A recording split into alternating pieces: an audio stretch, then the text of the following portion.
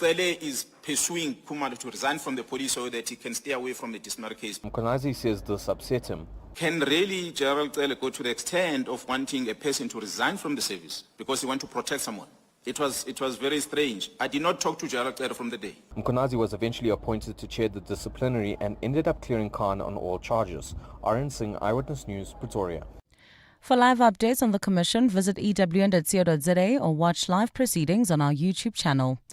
In a move aimed at maintaining stability and operational continuity, Police Minister Firoz Kachalia has confirmed the secondment of 2 senior officials to key positions within his office. These appointments come against the backdrop of the ongoing Madlanga Judicial Commission of Inquiry, which has identified the current Chief of Staff as a figure who may be called to testify before the Commission. The Ministry says the secondments are intended to ensure smooth, uninterrupted operations in the Minister's office during this period. Spokesperson Mkhize. Major General Pinar is currently serving in the SAPS Division Visible Policing and Operations and will take on the role of Chief of Staff, whilst Ms. Matlala, who is a Senior Manager, Market Data Analyst from the SIU, will join the Minister's office as a personal assistant. Mkhize says Kachalia has noted the importance of maintaining continuity in the ministry's administration. The minister remains committed to upholding the integrity of the office and reinforcing efforts to enhance the safety and security of all South Africans as enshrined in our Constitution. We move to the Western Cape, where protesting Overcome Heights residents from the Municipal area are calling for the army to be deployed to deal with violence in the area. This as several communities across the Cape, including Overcome Heights, continue facing a surge in gun and gang violence, with mass shootings reported in recent months. Acting Police Minister Firoz Kachalia has admitted that police are playing catch-up in dealing with the scourge. Demonstrators have taken their plight to Parliament's doorstep today, with a group of women activists chaining themselves to the National Assembly's gates, refusing to leave until government officials address them. Today's demonstration coincides with a parliamentary debate on gun violence in the Cape. Karen Mentor says their voices are not being heard by the same people who are supposed to protect them. You have promised that there is a safety plan, but we didn't see that safety plan because of what that minister is saying, that there is no plan, which they lie to the people. So they must tell us what their plans is for us. Parliament officials have yet to address the protesters. The South African Municipal Workers Union has slammed Tshwane councillors for voting to increase their salaries while the city refuses to hike employee wages. During a special council meeting last week, all but one councillor voted in favour of a motion increasing their salaries and benefits by 5%. At the same time, earlier this year, the municipality successfully applied for an exemption to deviate from an agreement to increase workers' salaries by 3.5% in 2021 and 5.4% in 2023. The municipality argued in court it was under financial strain and implementing the increases would paralyse service delivery. Speaking at a media briefing today, Samwu Regional Secretary Donald Mkhize says Tshwane councillors have shown they are self-serving. The resolution exposes the hypocrisy and blatant disregard for the sacrifice of frontline municipal employees who keep our communities running under difficult conditions. It is unacceptable that elected representatives have chosen to prioritize their own pockets, even as workers endure rising costs of living. Mkhize says the union has communicated its demands to the city. Samwu demands the following: the immediate reversal of 5% councillor salary increase until wage disputes are resolved. 2. The urgent reinstatement of all 43 dismissed workers. 3. That city urgently honour the salary increase of all municipal employees. And Trade and Industry Minister Park Stau has again met with U.S. trade officials amid continued efforts to strike a sweet trade deal with Washington. Tau met with United States Trade Representative Ambassador Jameson Greer and members of Congress this week following intensive 3-day discussions by senior officials. South Africa has been trying to secure lower tariffs on exports to the U.S. after President Donald Trump imposed higher duties in August. Nokukanya Mtambo has more. A revised trade offer was tabled to the U.S. in August, with some concessions by South Africa to address Washington's calls to balance trade. At the time, Pretoria said it wouldn't wouldn't compromise on its domestic and foreign policy to appease Washington, adding the country would only negotiate on economic matters. Only parts of the deal being negotiated were made public, with a $3.3 billion investment tag into U.S. industries such as mining and metals recycling. Trade and Industry spokesperson Camille Ali. Both parties agreed to a roadmap that will inform future engagements towards the conclusion of the process. Trade and Industry Minister Park Stow is expected to brief President Cyril Ramaphosa on the talks soon. Nogukhanya Mdambo, Eyewitness News. Gold's trading at $3,645.72 an ounce. The rand's at 17.41 to the dollar, at 23.45 to the pound, at 20.43 to the euro. Brent crude oil's at $67.18 a barrel. Road report: traffic sluggish on Randfontein Road between Elias Motsoaledi and Collett Avenue due to an earlier accident. In Protea Glen, we already have bumper-to-bumper traffic on the N12 westbound between the R554 Abu Bakr Drive and the R559. There's also slow-moving traffic in Kempton Park on Modderfontein Road. This is between Pretoria Road and Mooifontein. In your sport, the latest from the second ODI between the Proteas women and Pakistan. Kaizer Chiefs break their silence on Nazruddin Nabi's position, and Asanat Ntlabaganye to start for the Lions in the Currie Cup final against the Griquas. I'll look at your weather. It's clear skies in Gauteng this afternoon. Temperatures have peaked at highs between 28 and 29 degrees. The top story in Eyewitness News this hour: former Police Minister Mkhize allegedly tried to interfere in an internal police disciplinary process in an attempt to safeguard crime intelligence spy boss Feroz Khan. EWN, in touch, in tune and independent. For the latest, visit ewn.co.za or download the EWN app.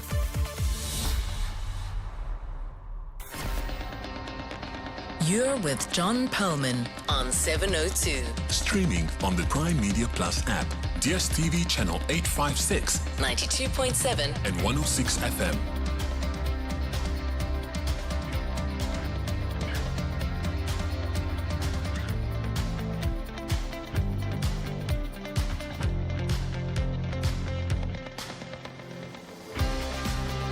Very good afternoon, everyone. It is 9 minutes past 3 on Friday, the 19th of September.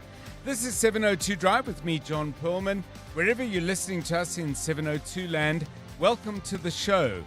Who is Brown Mkhize, and why did the presidency get involved in the deployment of detectives in Richards Bay? These are just some of the questions prompted by the testimony of General Nhlanhla Mkhize at the Madlanga Commission today. More on that in a moment. Of course, the commission going on as we speak.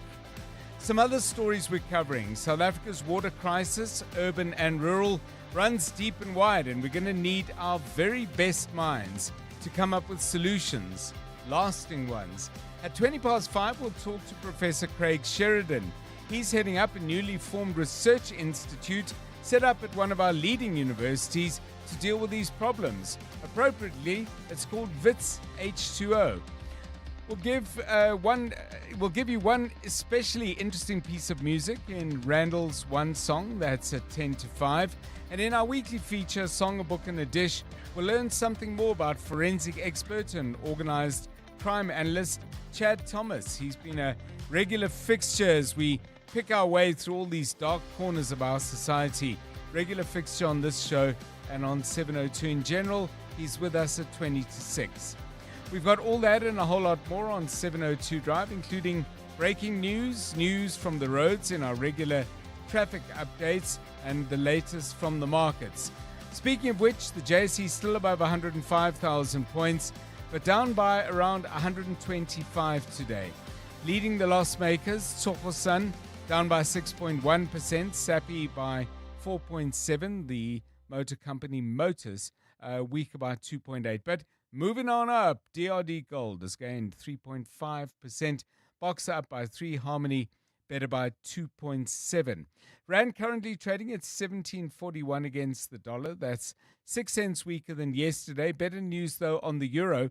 20 Rand 43 will get you 1. That's a 4-cent gain from this time yesterday. And even better with sterling. A pound will cost 23 Rand 45. That's a gain of 16 cents. The oil price down by 38 cents today. Currently trading at $67.09 a barrel. We'll have Moteo Khoripe with us with all the details at 4:25. Sport with Tolakele Mganga, that's coming away at about 20-4. Maki Molapo, who you heard a moment ago, back with the latest news headlines at 3:30. And Karabo Chale is keeping an eye on the roads. This is 702 Drive. We are live in the place where you live. And if it's happening in 702 land, you will hear about it here first. But if you don't hear it first from us, and you know more than we do, and let me say that is often the case because you're out in the streets on your own lives, give us a call on 011 883 0702 and 072 702 1702. Right, we've got lots to talk about, lots to inquire about, lots to think about it. And when it comes to thoughts, some of the random ones are often the most interesting, as Kapazela is about to share with us. You found something really interesting on the on the internet. What is it? Yeah, afternoon, John, and afternoon to our 702 family. So it was a tweet by a guy called Dr. Lerv. And he says this. He says, without naming your job, tell me something you say 50 times per day. Okay. So some of the responses here were quite funny. So Karen Morn, legal journalist, jumped on and she said one word, basically, allegedly. Yes. So that gives you a hint as to what she does. Then if I look at a few others here, Pumzile Van Dam, former politician now, I think is in, some kind of academia, yeah. Let's hop on a call. She says, then our former colleague Bruce Whitfield, his is why with the question mark. And another person here, Brian Chiwex, he says, please find attached CV. So there's quite a lot of responses here, which, you know, you could guess. Mo Flavor, another colleague across the road from us, he just put 947. Okay, well, that's fair enough. Yeah. It's more than just a number. So if we had to put it to Mr. Chali, what would... mine is very simple. Yeah. Bumper to bumper. Yes. Accident. Yeah. And traffic lights. Yeah. And the one that I use a lot as well is sluggish.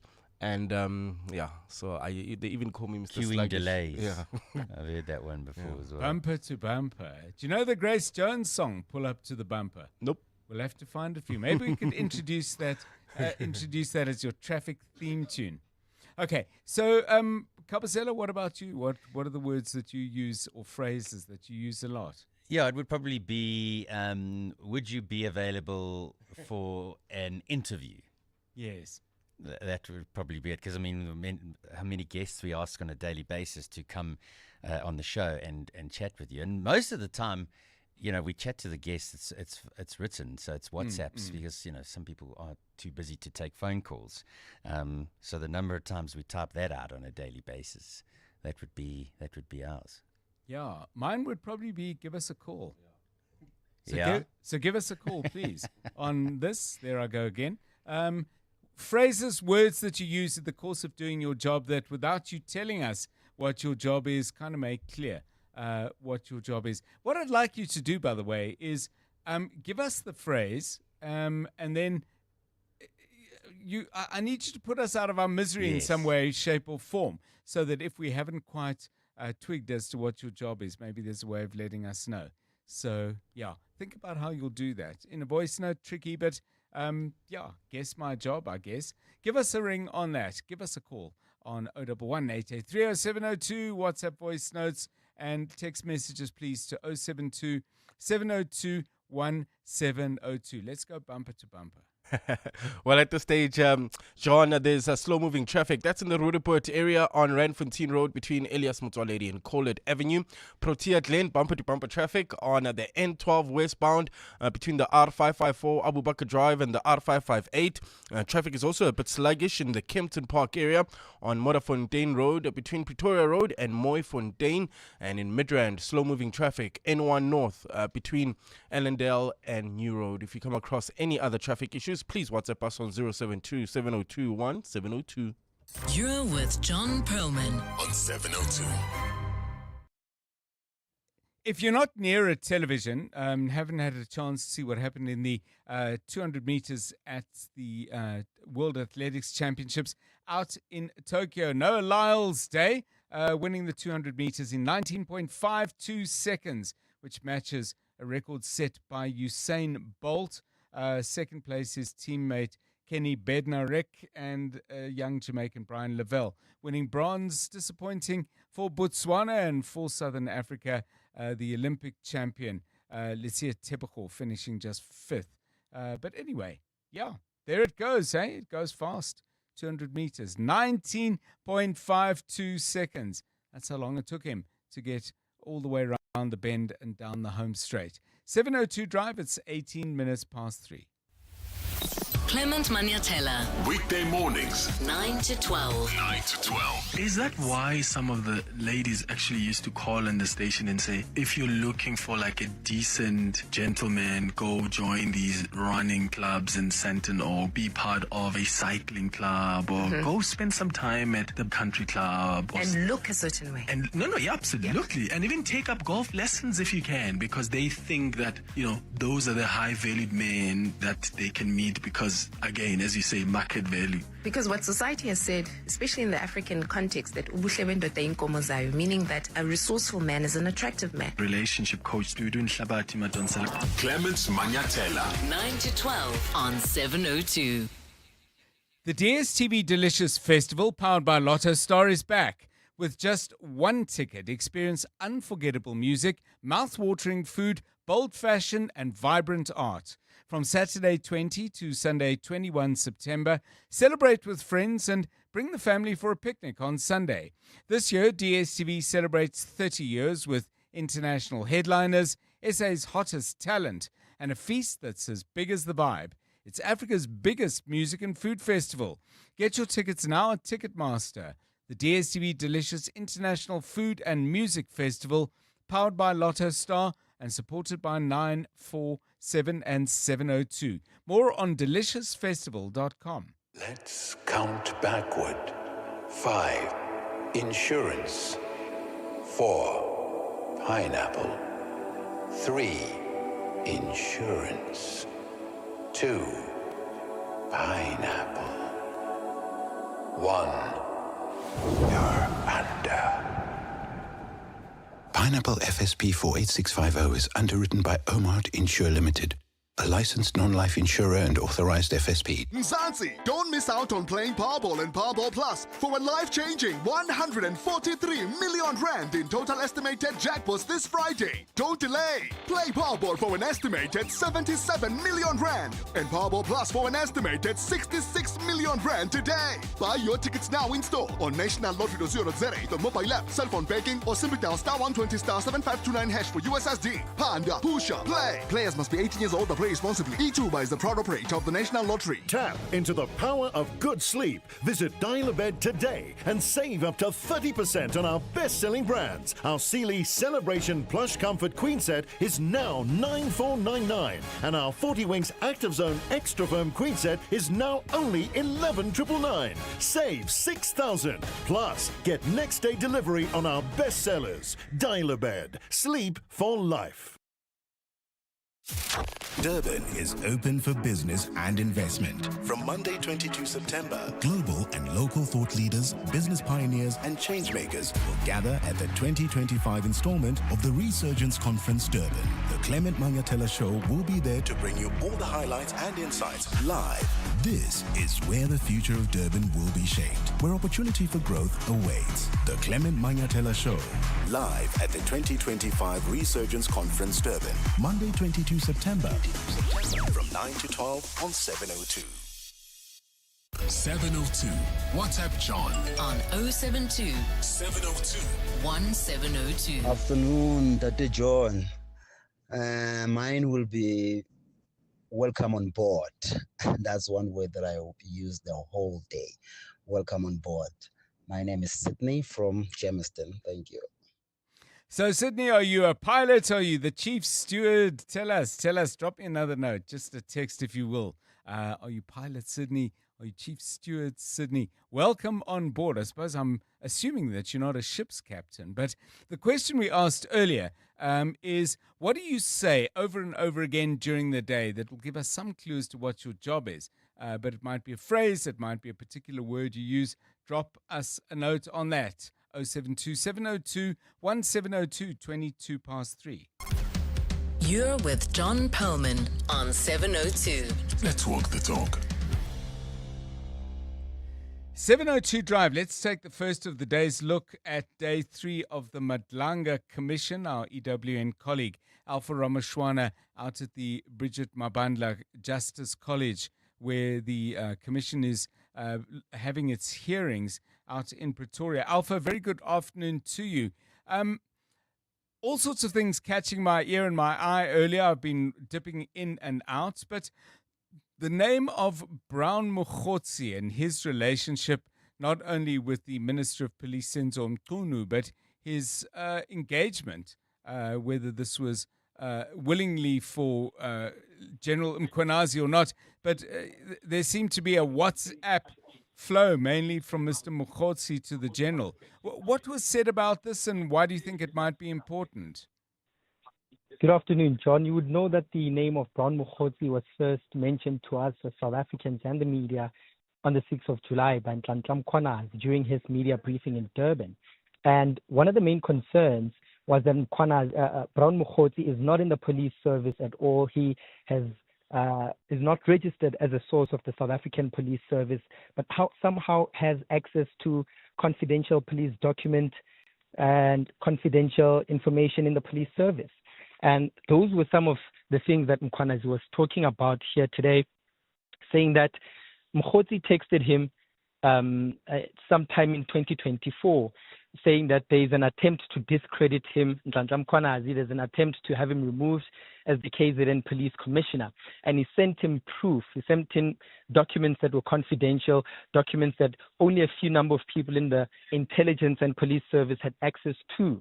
And Mkhize says that was the red flag when it came to, the first red flag when it came to Brown Mkhize, that he was telling him that he was about to be targeted and removed as KZN police commissioner, and sent him proof, but was not registered as a source or an informant of the police. Right. Those are some of the details that he divulged today about his conversations and WhatsApp messages with Brown Mkhize. Of course, John, he also had spoken about Shadrach Sibiya, who he's still talking about now.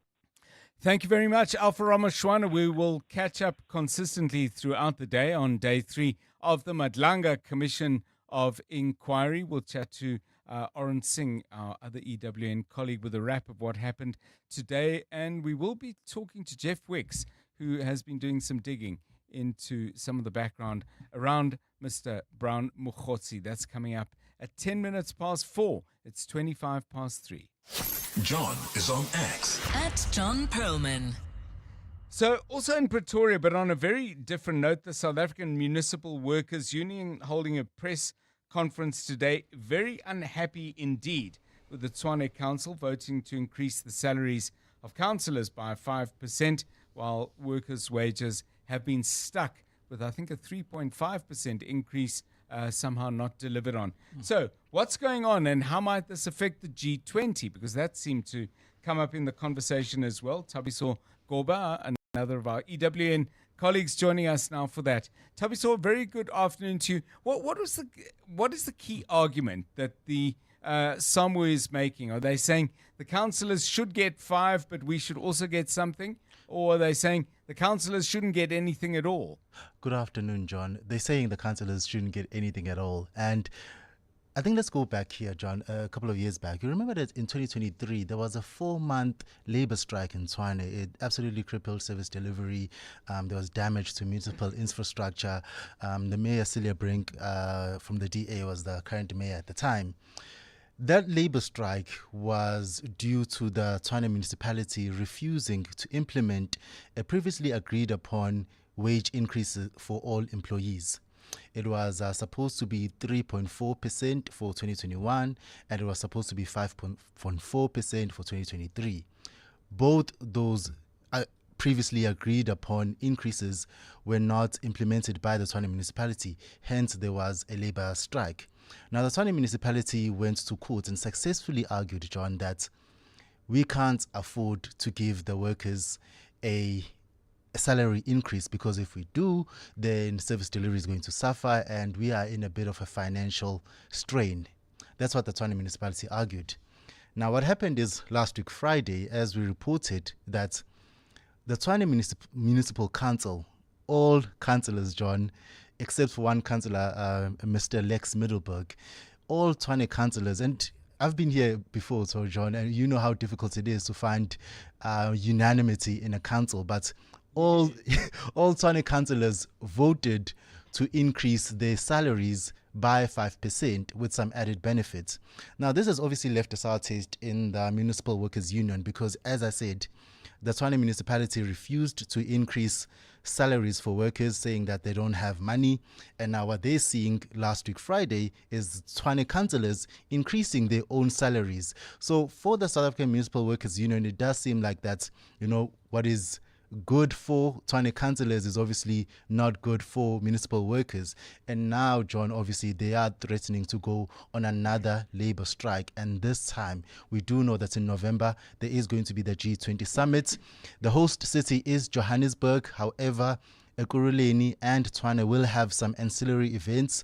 And they are saying that if this is not reversed, they are going to make Tshwane, quote, ungovernable. I mean, I don't know if they would consider this as an argument, but the City of Tshwane Metropolitan Municipality Council, mouthful, consists of 214 councillors. Very different to give an increase, and I'm not saying they should have got 5% or anything at all. I'm not expressing a view on that, but the budgetary implications of a salary increase for the entire workforce versus the budgetary implications of a salary increase for 214 people. But I suppose that's not what the argument is about. 100%, John. Having made it, it's not a point at all. There's a clear discrepancy between 214 councillors and over 20,000 workers. There's hundreds of millions in terms of the discrepancy there. But it's a matter of optics for the Municipal Workers Union in terms of that. If we are suffering, we all have to suffer. Yeah, fascinating stuff. Thank you. Let's get your views on that. Thabiso Goba out in Pretoria, Samwu in the capital city, saying that they're absolutely unhappy with councillors getting that increase, and they are considering strike action, and they'll target it both in terms of timing and focal points of their activities to make the G20 as difficult and as awkward as possible. Of course, Samwu is a national union. They would have members in the city of Johannesburg. Don't know, will all Samwu branches get involved in this? What do you think about that? I mean, should councillors have said, well, we didn't give the workers anything, we're not going to give ourselves anything, or we're going to give ourselves less? Or is there any validity in the point I made rather forlornly that, the budgetary implications of giving the councillors more is not minuscule, but it's very small compared to dealing with the entire workforce and giving them 3.5%. As Thabiso Goba rightly pointed out, there are the optics, and I guess added to that the principle. But your view, give me a ring. 011 883 0702 and 072 702 1702. Maki Mulapo has got the very latest eyewitness news. Thanks, John. Good afternoon. We begin with news just in. More than 300 Volkswagen Amarok vehicles have been recalled by the National Consumer Commission due to brake issues. In a statement released this afternoon, the Commission says VW South Africa informed it about mechanical issues affecting their braking system. This is the second recall of VW vehicles this month. We'll have more on this story in our upcoming bulletin. KwaZulu-Natal Police Commissioner Nhlanhla Mkhize has described the 2023 reappointment of Shadrack Sibiya to the South African Police Service as questionable. Mkhize has been presenting testimony for a third day in Pretoria today at the Madlanga Commission of Inquiry established to probe police corruption. Sibiya was appointed Deputy National Police Commissioner for Crime Detection in 2023, despite being dismissed from SAPS in 2015 for misconduct while serving as Gauteng Hawks head.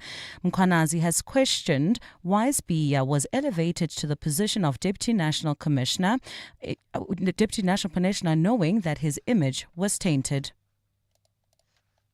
Yeah, commissioners, my biggest concern in all this is that the heartbeat of the SAPS, that position is occupied by the person who was dismissed from the service, who comes back a year later after coming back, is then promoted to that position. Mkhize says this explains why Sibiya allegedly acted improperly to remove the 121 case dockets from the political task team to the head office. It is the same environment that when the issues of the disbandment of this political killings task team, the head of that environment has got letters written that interfered with the work of the political task team without engaging me. In the Free State, Thabo Bester's new lawyers have promised the Free State High Court that they will stay on the case for as long as he wants them as legal representatives. Bester fired his attorneys today and has new lawyers on record. These are the third lawyers that he has parted ways with since his rearrest in 2023. Bester, his alleged accomplice Dr. Nandipha Magudumana and 7 others returned to the High Court for their main escape case. During proceedings, Judge Lani Opperman pointed out the delays in the case, but Bester's new lawyer, Advocate Mwafrika Wamai, insists the delays are not caused by the legal teams. We don't just withdraw, my lady. We get terminated and we can't force to be in court when we are terminated. I hope Mr. Bester will bear with me to represent him till the end. But should he terminate me, I can't force to be in this court. Cape Town Mayor Jordan Hill-Lewis is calling on signal jamming technology to be installed on cell phones being used by criminals incarcerated at Pollsmoor Prison. Hill-Lewis says in addition to jamming signals and intercepting communications from underworld figures in prisons, raids should also be intensified.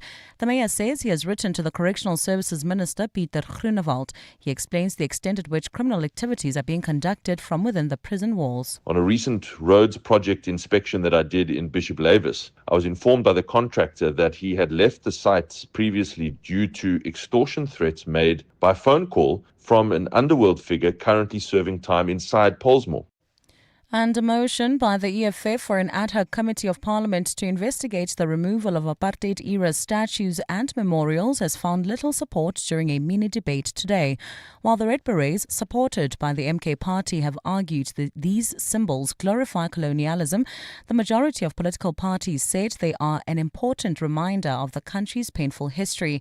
Those opposed to tearing down statues said it would also be a costly exercise that could not be justified against the backdrop of high inequality and unemployment. Lindsay Dentlinger has more. Making the request for the establishment of an ad hoc committee on behalf of EFF leader Julius Malema, the party's chief whip Noluthando Noluchungu said removing statues was not an attempt to erase history. She argued they could be preserved in museums instead. The presence of these statues reflects the persistence of oppression in the present. The dispossession they represent has not been undone. But ANC MPs said processes were already underway within the Department of Sport, Arts and Culture to determine how to deal with undesirable markers of the country's past. The DA, IFP, FF+, PA and Action SA all said they were not in support of the wholesale removal of the country's apartheid-era statues. The DA's Willie Oakham said the EFF's call was divisive and a costly distraction. South Africans deserve a parliament that is focused on the real struggles of the people of this country, such as poverty, unemployment, inequality. A final vote on the matter will be put to a full house of the National Assembly. Lindsay Dentlinger, Eyewitness News, Parliament. Look at your weather. It's clear skies in Gauteng this afternoon. Temperatures are peaking at highs between 28 and 29 degrees. Krugersdorp, there's slow-moving traffic on Hendrik Potgieter approaching the N14, while in Protea Lane we still have bumper traffic on the N12 westbound between the R554 Abu Bakr Drive and the R558. And in the Kempton Park area, slow-moving traffic on Modderfontein Road between Pretoria Road and Mooifontein Road. The top story in Eyewitness News: more than 300 Volkswagen Amarok vehicles have been recalled by the National Consumer Commission due to brake issues. Bongani Bingwa, 702 Breakfast. Weekday mornings, 6 to 9. One of the criticisms that have been leveled against the KZN Police Commissioner, Lieutenant General Mkhize, was not going through the normal protocols. To those that don't call him a whistleblower and call him a maverick or somebody who didn't follow protocol, well, damn them. This man has done something that was long, long overdue. If we were a failed state, if the capture of the states had been such that our police had been totally decimated, we wouldn't be in this position. Chad Thomas, a crime expert. Bongani Bingwa, 6 to 9. On 702. At the heart of global conversations shaping the future, Africa's voice matters more than ever. As Africa's largest bank by assets and lead sponsor of the B20 summit, Standard Bank Group is proud to spotlight the continent's growth, partnerships and potential on the world stage. Through informed dialogue and powerful partnerships, Standard Bank is driving sustainable growth where it matters most. Standard Bank is an authorized FSP and registered credit provider. Experience extraordinary with the new iPhone 17, 256 gig from Vodacom, Zanzi's winning 5G network. More delightful, more durable, and now available.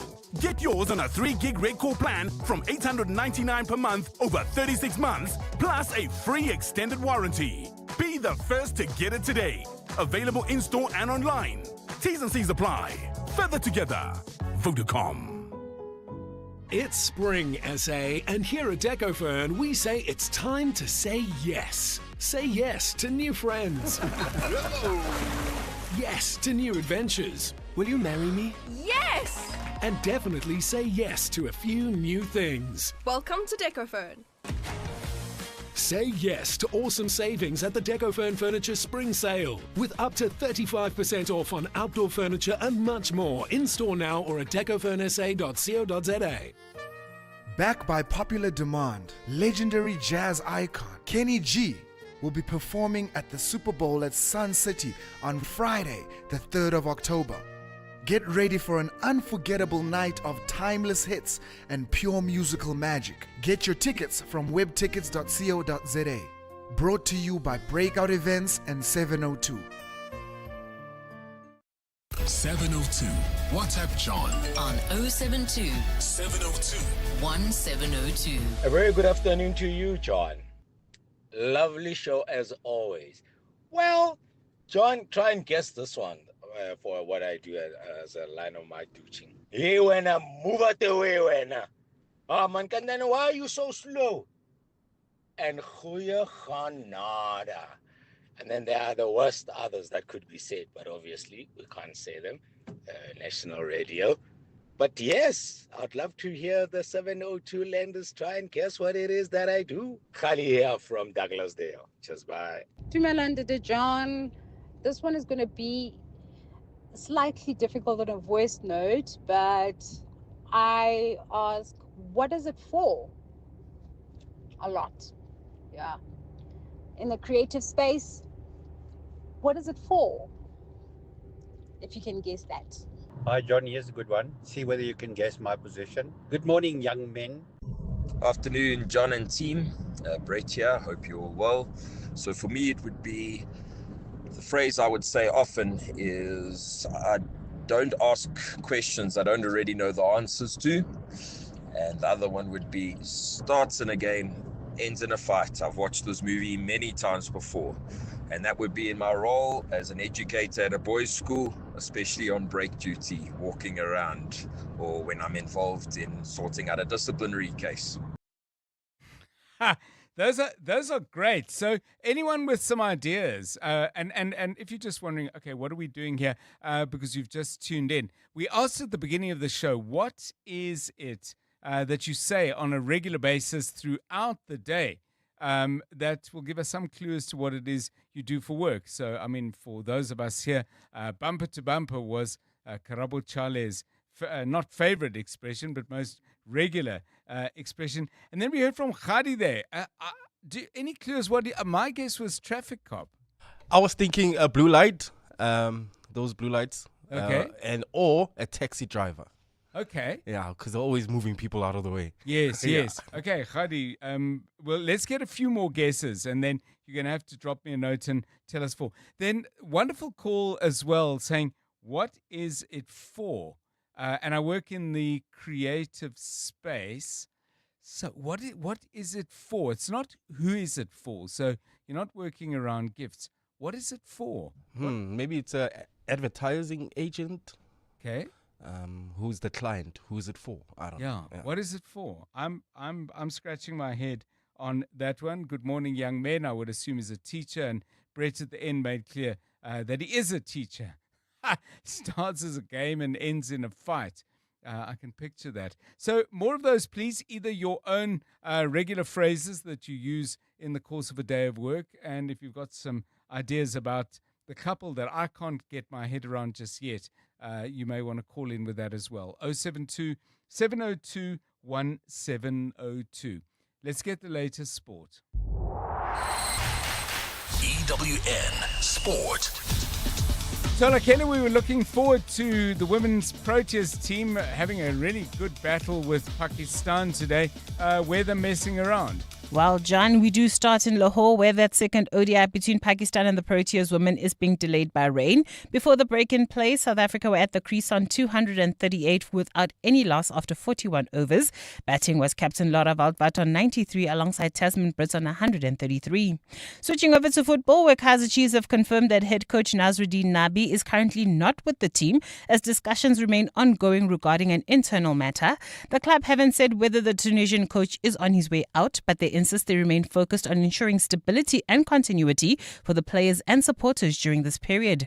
In the UEFA Champions League, there were wins last night for Manchester City and Barcelona. Marcus Rashford scored twice in 9 second-half minutes as Barca claimed a 2-1 victory over Newcastle United. Dan Burn spoke after that game about the impact of the English striker. There's something we worked on during the week. So Barcelona play the highest line in Europe's top 5 leagues, so it's something that we worked on getting behind, and we just didn't take the chances when we had them. And as I said, Marcus has popped up with 2 very, very good goals. Kwan Horn will captain the Lions in tomorrow's Currie Cup final against the Griquas after a knee injury ruled regular skipper PJ Botha out of the game. Asanati Ntlabaganye will start at tight head prop, having trained with the squad over the past 2 weeks. Head coach Mzwake Nkosi has discussed his approach for the encounter as they look to go one better than last season. You know, similar to last year, we're going to live and die by identity, you know, so, but rugby is rugby. You can't move away from the stuff that's important: set piece, quality defense, good discipline, accurate kicking game, you know, those type of things. And then, yeah, we'd be amiss to not play to our strength. And Noah Lyles has matched Usain Bolt's record of 4 consecutive world 200-meter titles after victory at the World Championships. Lyles clocked 19.52 seconds for victory in his bread-and-butter event, while Itsele Tebogo finished in 4th. Rai Benjamin was declared the winner of the 400-meter hurdles at the championships. That's after officials overrode an initial disqualification for slightly dislodging a hurdle in the lane next to him when he knocked over his own. Femke Bol defended her title in the women's race in a time of 51.54 seconds. Tolagele Mganga, Eyewitness News Sport. EWN Traffic. Okay, it's Friday. It gets busier earlier. Let's find out what it looks like right now with Karabo Chale. Good afternoon. Afternoon, John. While in the Krugersdorp area, there's slow-moving traffic. This is on Hendrik Potgieter, approaching the N14 Protea Lane. You can now expect about a 20-minute delay. N12 westbound between the R554 Abu Bakr Drive and the R558. Kempton Park, slow-moving traffic. Morafontein Road between Pretoria Road and Mooifontein Road, while in Midrand heading towards Centurion, there's traffic pressure. N1 North between Allendale and New Road, and in Irene also expect delays on Nalmapius Drive approaching Main Road. If you come across any other traffic issues, please WhatsApp us on 072 702 1702. There's more EWN on air, online, and on the EWN app. You're with John Perlman on 702. Let's walk the talk. 14 minutes to 4 on 702 Drive. Tolakele, if we were to say to you, expressions that you use regularly throughout a working day here at 702, what would they be? The one I can think of clearly, because I know one of the listeners, Jerome, he's a family member. He hates it when I use it in the bulletin at the same time because I'm linking 2 stories together. Yes. So that's one phrase that I can think of top of mind. At the same time? Yes. because sometimes I'll be running like Kaizer Chiefs are doing this at the same time their rivals are doing that, because it just so happens that I'm talking about one league. So I just have to join the stories. So what has Jerome suggested you do instead? He hasn't actually given me a suggestion, so maybe DM me and tell me what I can use as another phrase. And give him my number and he can DM me at the same time. John! Why not? Why not? Hey, Jerome, what should Tolakele say instead? A couple of you are coming up with suggestions on the lovely voice note we had from Khadi about what his job involves. Still none the clearer, and I don't think we had a name on the other voice note that I'm still a little bit puzzled about. What's it for? What's it for? Okay, yeah, no, none the wiser. 7:02 Drive, it's coming up now for 13 minutes to 4. Hey, John and team. My phrase of the day is, have you switched it on and off? Have a good one. Dean and Centurion. Good afternoon, Brajan. Mine will be think twice before you click. Hope you'll get it. Lefa from Pretoria. Sharp, sharp. Dada John and Tim. Mine is better than yesterday. I work in a factory, and that expression is usually directed at salespeople. Siyabong, Sim. Those are lovely. So the one, have you switched it on and off? I'm sure there used to be jokes about that during load shedding, that, if there were problems at Madupi, the question you needed to ask, well, have you switched it on and off? But I guess we've had a much better run of electrical power. Be careful. Think twice before you click. So that would be some kind of online security advice person. I don't know how I would describe that job. Give us a call on 011 883 0702 and 072 702 1702. It's 12 minutes to 4. John Perlman on 702. 3 to 6 p.m. Well, it seems strange to be talking about the cricket season because, after all, we haven't had any rain. Yeah, I know. I make the same lame joke about the relationship between weather and the game, one of the sports that I really love, cricket. But the cricket season is upon us and upon us soon, and the Central Gauteng Lions have been announcing what they're going to be doing in regard to the coming season and looking ahead to a huge opportunity to be as successful as they were last season. Let's talk then to the CEO of DP World Lions Cricket, and welcome to the show, Jono Leaf-Wright. Jono, welcome and thanks very much for your time. What are the plans for the season? Good afternoon to all the listeners. Yeah, what are the plans for the season away from elite cricket? And we'll come back to what people can go and enjoy at DP World Wanderers. But I want to start off by painting a picture because I think it's important of all the other things that Gauteng cricket does. Development programs, schools programs, and so on. Those would have been underway in the calendar year. But what are some of the key things that you're doing in that space? No, thanks, John, and thanks for the opportunity to chat. As you know, we've just come out of a big winter season. We were on the biggest winter club cricket competition in the country called the Josie Cup with over 2,000 players participating. And we've just finished that. It was a magnificent success with all 12 finals being played at the DP World Wanderers. We unearthed new talent there.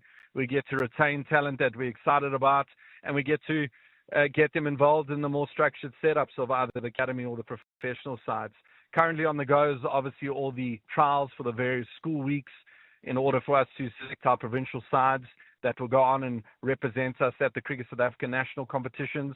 Club cricket kicked off last weekend with the McDonald's T20 Premier League comps, both in the men's and the women's game. And schools cricket, club cricket are thriving. So all round, the Telkom Talent Acceleration Program is going full steam ahead. We don't sleep at Lions Cricket, John. Neither do we lose. We either win or we learn. So we're going well, and thank goodness for the likes of you that get to tell our stories. Yeah, I mean, let's talk about what people can expect. Obviously, we're in a bit of a lull in regard to Test cricket, which is in terms of home series, which is obviously you guys don't do the international schedule, but it really would have been nice to have a packed Wanderers greeting the world champions with a game against a formidable opposition. That's not going to happen now. But when do we get to see Test cricket at the Wanderers again?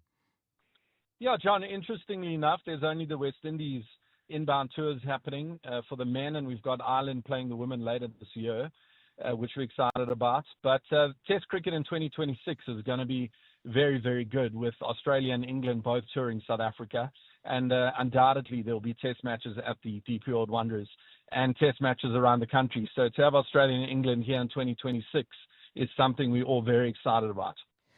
Our women's cricket team are heading into a World Cup, and obviously when we get that kind of focus on women's cricket, there's always the opportunity for, but invariably questions about the extent to which young girls in high school, even in primary school, are actually starting to take up the game. Tasman Brits, who's on an undefeated 100, is a DP World Lions player, for example. But at the grassroots level, what can you say about the growth of girls and women's cricket in Gauteng? How are we doing? Yeah, John, it's growing magnificently well. I mean, I spoke about the Josie Cup a little bit earlier, and this year, for the first time in the past 4 years, we launched the under-13 girls division, and 5 girls teams entered that division, which just shows you the growth in the primary schools game. And all across Johannesburg, both in primary school and high school, we're seeing the number of girls teams just grow substantially year on year. And that's certainly boding well for our talent program. It's certainly the Telkom Talent Acceleration Program in the women's space is growing exponentially, which we're excited about. And as you said, currently the Proteas on Pakistan and prepping for the World Cup, and 6 out of those 15 are from the DP World Lions. That's 40% of the side coming from our province, of which the youngest being Karabo Meso, still a matric girl. So really excited about the women's game, really excited about how it's growing and the excitement around it, where young girls and women are really seeing an opportunity to build cricket as a career. And we're certainly seeing many more of them starting to take it more seriously and starting to see the talent really coming through, which most excites us. I'm interested to know about kind of coaching problems and programs to deal with the problems you would have if you didn't have coaches. Obviously, there are long traditions in South African cricket, of mini cricket and so on. But as you get presumably into the hardball game, you need people who are not just going to organize cricket, but actually can coach what is a very technical game. What role does DP World Lions, firstly, and Central Gauteng Cricket, secondly, actually play in building up a really good cadre of coaches? Yeah, so in fact today you speak about that. We've got the camp happening at the DP World Wanderers, which is called a Coaches Acceleration Program, and that really brings coaches from schools, clubs, our talent acceleration programs, our hub programs, our township programs, our development programs, all into one space to really grow them and refresh them on what are the latest trends. And certainly, as you know, at the DP World Lions, we've got world-class coaches on hand. The likes of Russell Domingo heads up the DP World Lions professional men's team. You've got Hashim Amla, coach, Alan Donald, the bowling coach, John T. Rhodes, the fielding coach. We've just appointed Trisha Chetty in the DP World Lions women's team, who's got over 120 Protea women's caps behind her name. And to have those kind of people walking around, whispering in other coaches' ears, help them grow, develop, and improve is something that money can't buy, and something that we're so excited about within the stable of Lions cricket. And certainly the coaches that are in our systems, both at club level and school level, and with our programs in the academy, Colts, etc., is something that bodes well for the future, because they continually are developing quality talent. And as I say, strong Lions is strong Proteas.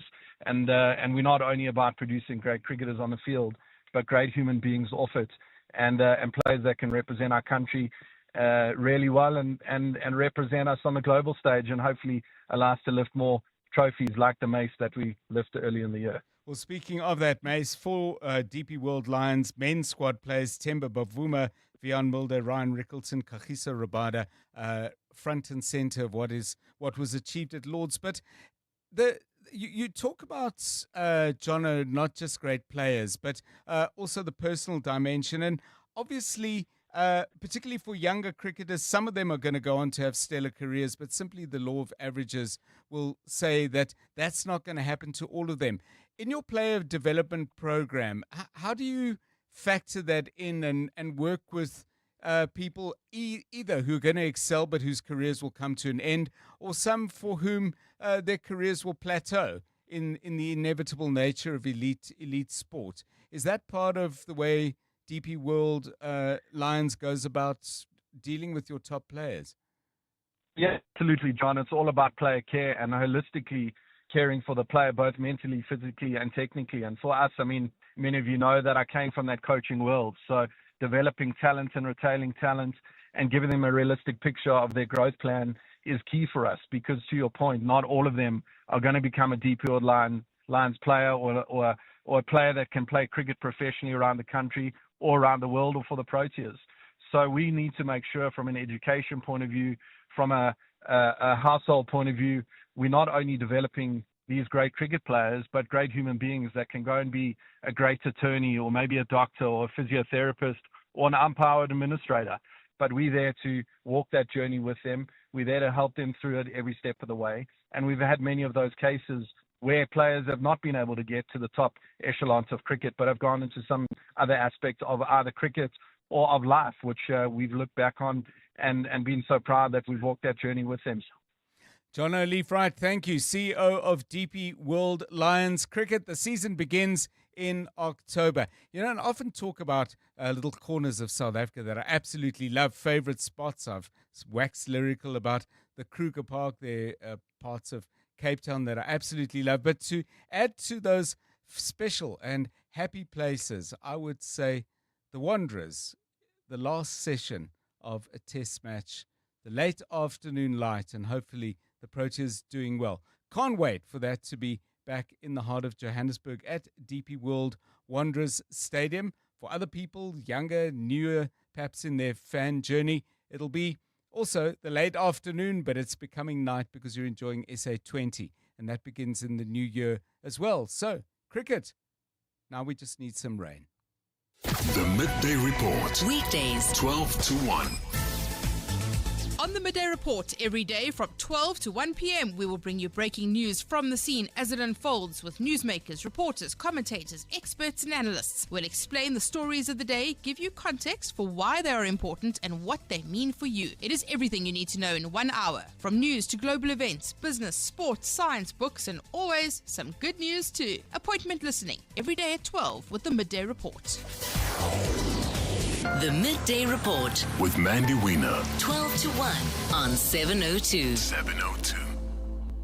Don't miss the incredible Structures exhibition at the Joburg Contemporary Art Foundation. Discover striking works from leading artists. Entries free. Book online now at jcaf.org.za.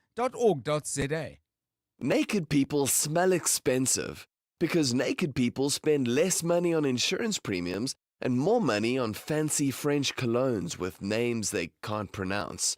With Naked, you can cover your car, home, and stuff in seconds. And because it's all online, it also costs less. Go to naked.insure now, get a car insurance quote in 90 seconds, and start smelling like naked people. Naked Financial Technology is an authorized FSP. Get naked. Feel the exhilarating power and performance. Feel the anticipation of a new adventure around every corner. Feel the breathtaking wonder of Mzansi's epic scenery. Feel the luxe vibes and the good times. Feel it all and more with the Ultimate Shell V-Power VIP experience. Spend 750 rands 3 times this month and tap your V Plus rewards card for a chance to win one of 5 epic road trip and trek experiences for 2. T's and C's apply.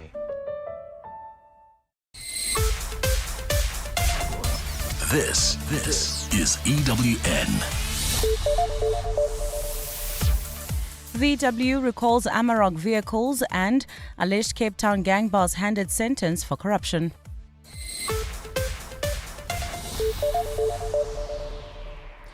Good afternoon, I'm Maki Molapo. More than 300 Volkswagen Amarok vehicles have been recalled by the National Consumer Commission due to brake issues. In a statement released this afternoon, the Commission says VW South Africa informed it about mechanical issues affecting their braking system. This is the second recall of VW vehicles after the manufacturer flagged some safety defects in the Polo models earlier this month.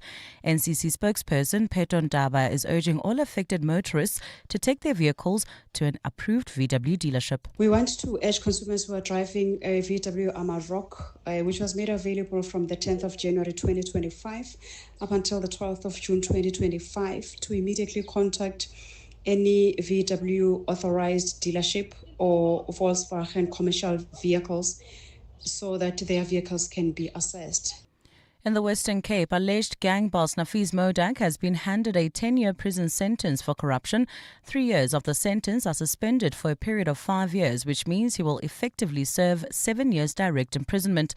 The Cape Town Regional Court has also ordered he be declared unfit to possess a firearm.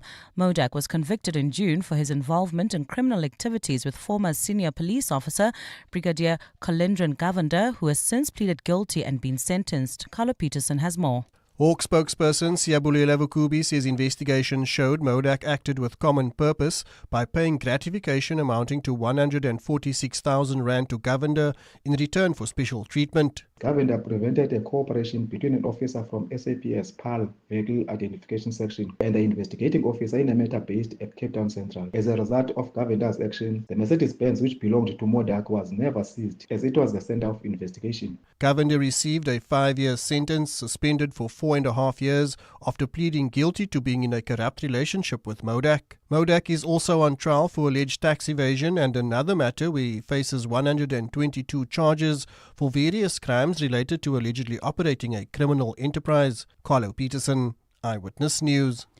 In the capital, KwaZulu-Natal Police Commissioner Nhlanhla Mkhize has described the 2023 reappointment of Shadrack Sibiya to the South African Police Service as questionable. Mkhize has been presenting testimony for a third day in Pretoria today at the Madlanga Commission of Inquiry established to probe police corruption. Sibiya was appointed Deputy National Police Commissioner for Crime Detection in 2023, despite being dismissed from the SAPS in 2015 for misconduct while serving as Gauteng Hawks head. Mkhize has questioned why Sibiya was elevated to the position of Deputy National Police Commissioner, knowing that his image was tainted. Yeah, Commissioners, my biggest concern in all this is that the heartbeat of the SAPS, that position is occupied by the person who was dismissed from the service, who comes back a year later after coming back, is then promoted to that position. Mkhize says this explains why Sibiya allegedly acted improperly to remove 121 case dockets from the political task team to the head office. It is the same environment that when the issues of the disbandment of the political killings task team, the head of that environment has got letters written that interfered with the work of the political task team without engaging me. There have been heated exchanges in Parliament between Johannesburg Mayor Dada Morero and the Water and Sanitation Committee, who have accused him of dodging key questions on solving the city's water crises. In particular, the committee is not satisfied with his response on why Joburg Water is not adequately funded to deal with maintenance and infrastructure backlogs. Earlier this week, the Water and Sanitation Director General Sean Phillips told the committee that 4 billion rand of Joburg Water's budget had been taken back by the council. Lindsay Dentlinger has more. Johannesburg Mayor Dada Morero says the city has many competing demands and revenue generated from water sales can't all be passed on to Joburg Water. Morero says he hopes by June next year water revenue can, with the blessing of the National Treasury, be ring-fenced for water provision. This will be at the pace and scale that the city can afford, understanding that we need to do a balancing act in view of other needs or competing needs. But committee chairperson Leon Besson was not buying Morero's reasoning, saying a council resolution could enforce a ring-fencing mechanism. You are not serious about the problem of the water in Johannesburg. When are you going to ring-fence the money for water? That is what you need to answer me now. The committee is also not satisfied with how the city intends to pay contractors who've halted water projects after Morero said the city is working well with him. Lindsay Dentlinger, Eyewitness News, Parliament. The South African Municipal Workers Union says it has been given the runaround by the Tshwane municipality regarding the reinstatement of employees dismissed for engaging in a labour strike. In 2023, Tshwane municipality workers affiliated to Samwu went on a 4-month strike over the city refusing to implement previously agreed upon wage increases. The strike crippled service delivery in the capital, led to damage of some municipal infrastructure, and by the end, the municipality dismissed 43 of its workers. At a media briefing today, the trade union's Tshwane chairperson, Lehlohonolo Maphatswe, said the current political leadership at the municipality is not taking this matter seriously. We have 43 families that are going to bed every day on an empty stomach. 43 people, employees, are at home today. They do not see a need to call a special council to reinstate the workers, but they call a special council. So we are dealing with people that are self-serving. And the National Health Laboratory Services has clarified that the Johannesburg laboratory does not have a backlog of over 10,000 biopsy specimens. This after the DA released a statement yesterday claiming that there are 12,000 samples that remain unprocessed dating back to last year. The Laboratory Services says the current backlog in the Joburg lab sits at 1,540 specimens awaiting processing. Spokesperson Mkhize Ncukumana says they're working on addressing the current delays. There is a current backlog of 1,540 specimens in formalin awaiting further processing, while there are 12,756 cases that have already been processed and are awaiting reporting by pathologists and registrars. Gold's trading at $3,656.13 an ounce. The rand's at 17.37 to the dollar, at 23.44 to the pound, at 20.43 to the euro. Brent crude oil's at $66.97 a barrel. 20-minute delay in Protea Glen. This is on the N12 westbound between the R554 Abu Bakr Drive and the R558. Midrand traffic pressure. N1 north between Ellendale and New Road, and in Irene you can also expect about a 20-minute delay on Almapius Drive approaching Main Road. In your sport, the latest from the second ODI between the Proteas women and Pakistan. Kaizer Chiefs break their silence on Nazruddin Nabi's position, and Asanat Ntlabaganye to start for the Lions in the Currie Cup final against the Griquas. A look at your weather. Partly cloudy Saturday in store for Gauteng with isolated showers and thunder showers expected tomorrow. Joburg will drop to overnight lows of 9 degrees and peak at highs of 29. Pretoria is at 14 and 30. Vereeniging is at 5, also reaching highs of 29 degrees. The top story in Eyewitness News this hour. More than 300 Volkswagen Amarok vehicles have been recalled by the National Consumer Commission due to brake issues. EWN, in touch, in tune and independent. For the latest, visit ewn.co.za or download the EWN app. 7:02. Drive home with John Perlman. John Perlman, 3 to 6 p.m. On 92.7 and 106 FM. Let's walk the talk. 9 minutes past 4 on 7:02 Drive. Coming up over the next half an hour, going to find out more about who is Brown Mkhize, something about his background and his personal history, and then a sense of where he seems to be connected in the allegations that are coming out at the Madlanga Commission of Inquiry. He certainly was front and center in what General Mkhize was saying this morning, but more on that a little bit later with Jeff Wicks. Some of the personal stuff with Sipho Mabena from City Press, who's been doing some digging as well. All that in the next half an hour, and then at the end of this hour, as we do every Friday, a song, a book, and a dish. That's coming up at 20 to 6, and Randall's one song before that at 10 to 5. EWN Traffic. This EWN Traffic Report is brought to you by South African Airways. This season, South African Airways has added more flights to Lagos, Accra and Sao Paulo. Book your seat today at flysaa.com. Here's Karabo Chale. Well, at this stage, John, in the city of Tshwane, you can expect about a 20-minute delay in the Irene area. That's on Almapius Drive, approaching Main Road. Also leaving the Pretoria CBD in the Hermanstad area.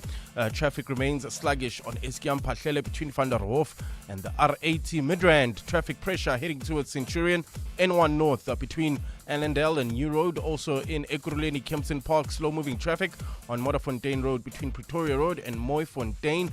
In Protea Glen, you can still expect more than a 20-minute delay on the N12 westbound between the R554 Abu Bakr Drive and the R558. And finally in Krugersdorp, traffic remains heavily backed up on Hendrik von Gitter. That's approaching the N14. If you come across any other traffic issues, please WhatsApp us on 072-702-1702.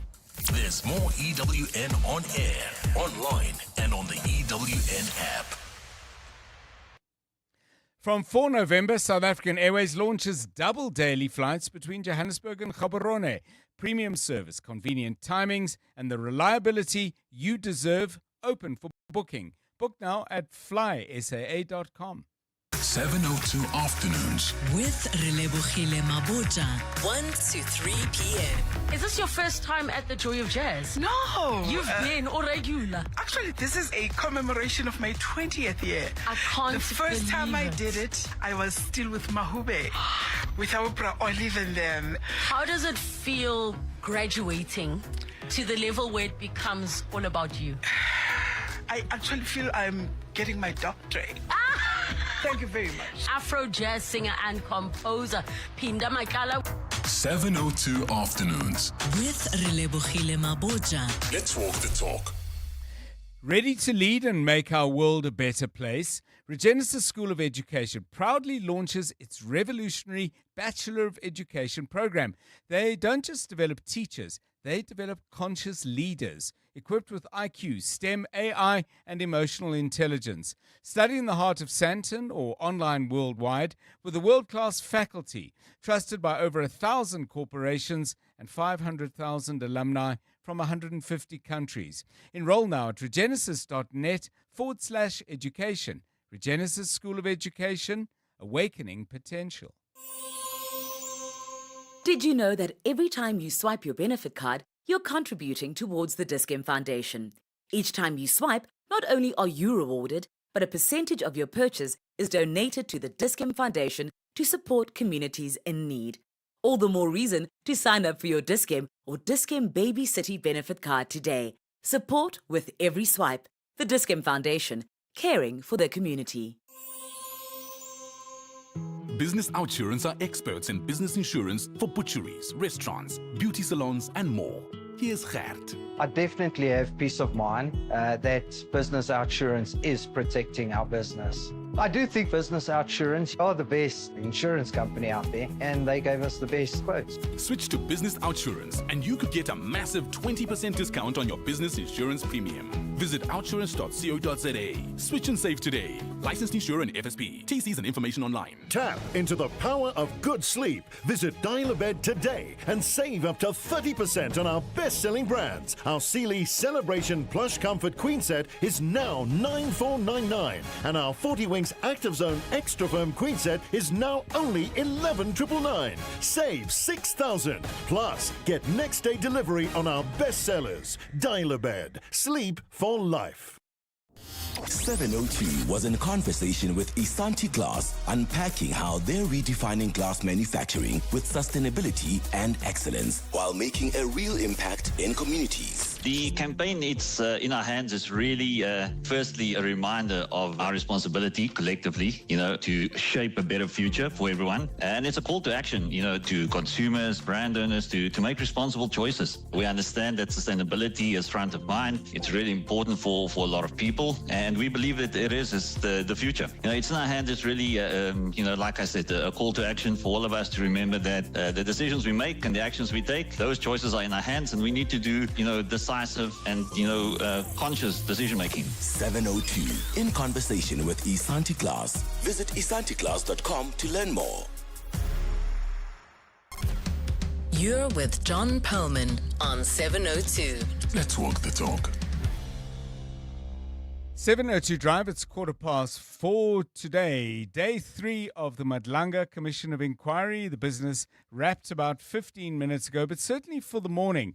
There was somebody very much front and center in what was being presented by General Nhlanhla Mkhize. He wasn't there himself, I don't think, at least. And the man that I'm talking about here is someone called Brown Mkhize. Now, ever since this issue was raised by General Mkhize back in the first week of July. The name of Brown Mkhize has come up a great deal.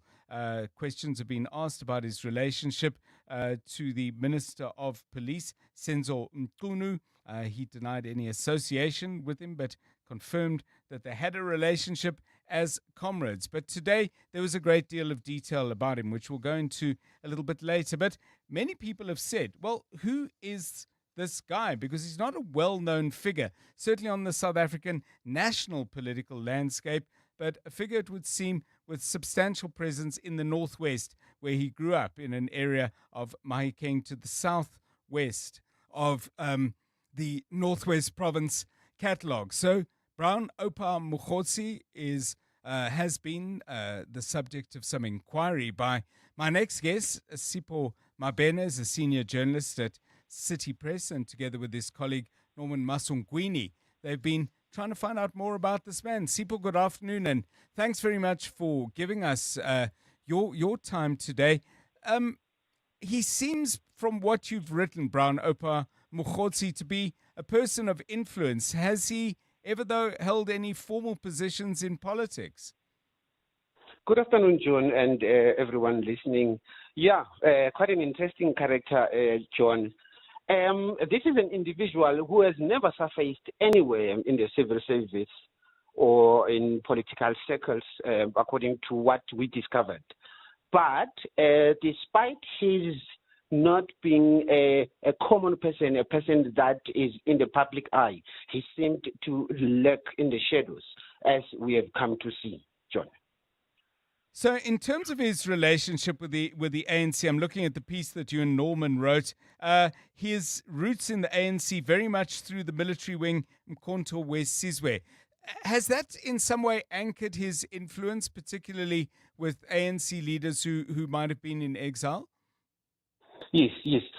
John, so he is a member of the ANC, and we know that he's very influential in the Northwest. But what is quite interesting is his history in the ANC military wing, Mkhonto Wesizwe, as a combatant. He was exiled and received military training in several countries, including Portugal. So, and he is very close to the top echelons of the party, including several ministers, especially those who served in the MK. So that tells you the kind of influence that he has and access to the top echelons of the ruling party. Have you had a chance to chat to him, Sipho? And if you have, what does he make of this bright spotlight that's suddenly shining on him? Unfortunately, we haven't been able to pin him down to have a chat with him. It's quite a difficult guy to get hold of. At some stage, at least we got his phone ringing, but most of the time it would be off. So we haven't been fortunate in that regard, John. Sipho, how do you understand? I mean, I get someone may have a position of kind of general influence within the ANC broadly, but have you managed to understand if there is a connection to the suspended police or leave of absence? I don't know what correct term. Let's just call him Minister Senzo Mkunu. Do you have any sense of how that came about, or why that relationship exists at all? What we know, John, is what has been revealed by General Mkhize. Yes. So until then, very few people knew of Brown Mkhize. He ran a very influential foundation called Brown Mkhize Foundation. In fact, in May 2018, he filed an agent application at the Northwest High Court to force the withdrawal of then Premier Suprama Humapilu's unconstitutional leave of absence and the subsequent appointment of Finance MEC Wendy Nelson as acting Premier. So he's not been in the, not there, but he was more in Northwest.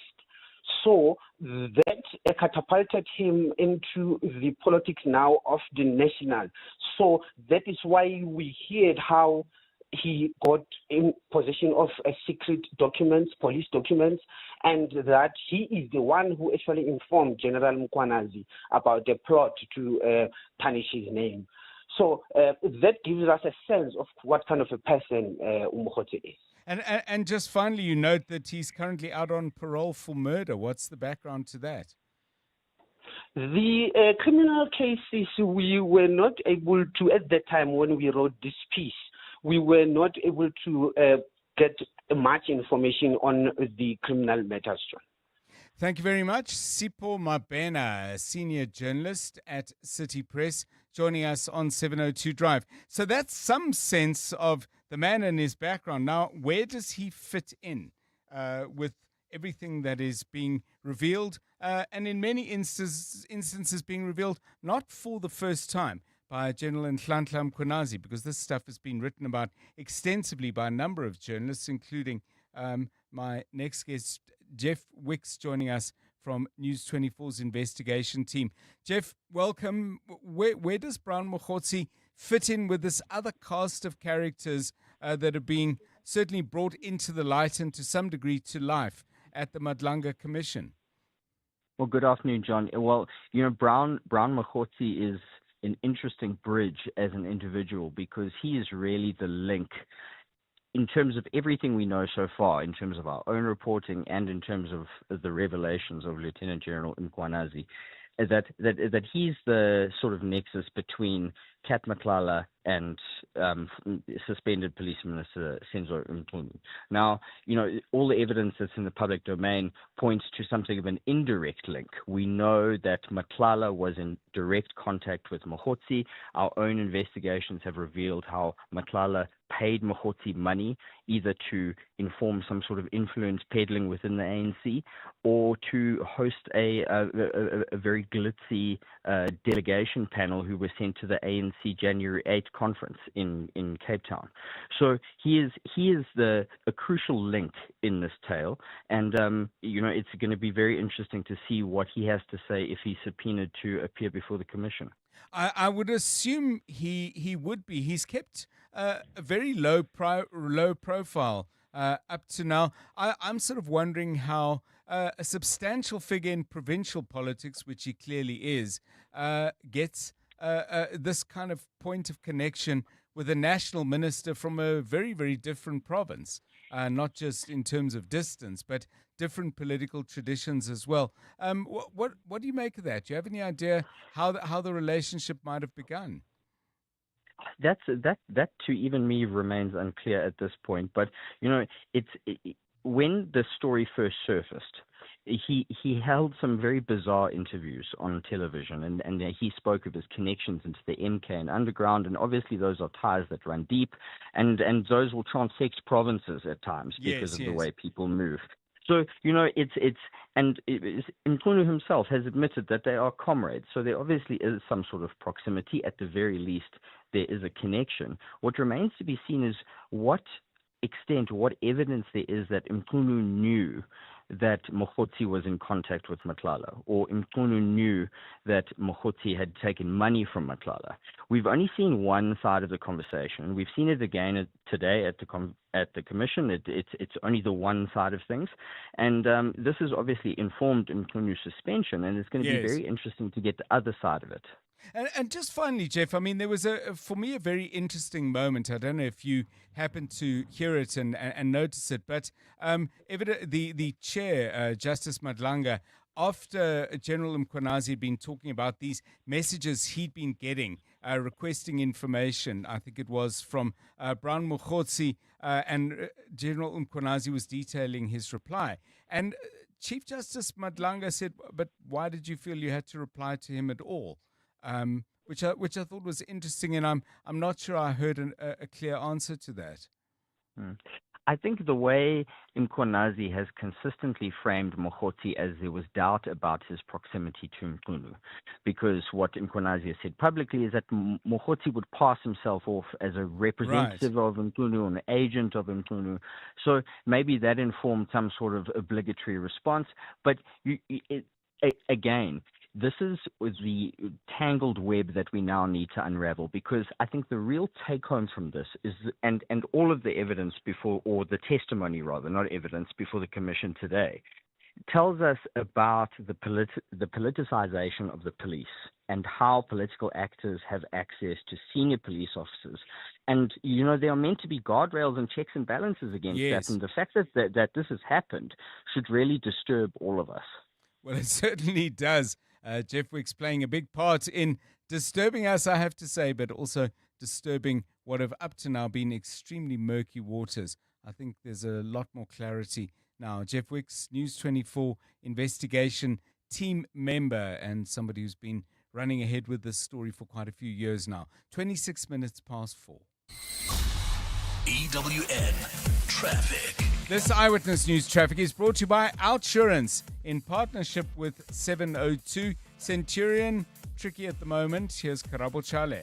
Yeah, you can expect about a 20-minute delay. That's in the Centurion area, N1 North, or between John Foster and Linwood Road. Irene, you also expect heavy delays on Malmapius Drive. This is heading towards Main Road and leaving the Pretoria CBD. Traffic is also sluggish in the Hermanstad area on Eskiam Pachele between Van der Hof and the R80. If you come across any other traffic issues, please WhatsApp us on 072-702-1702.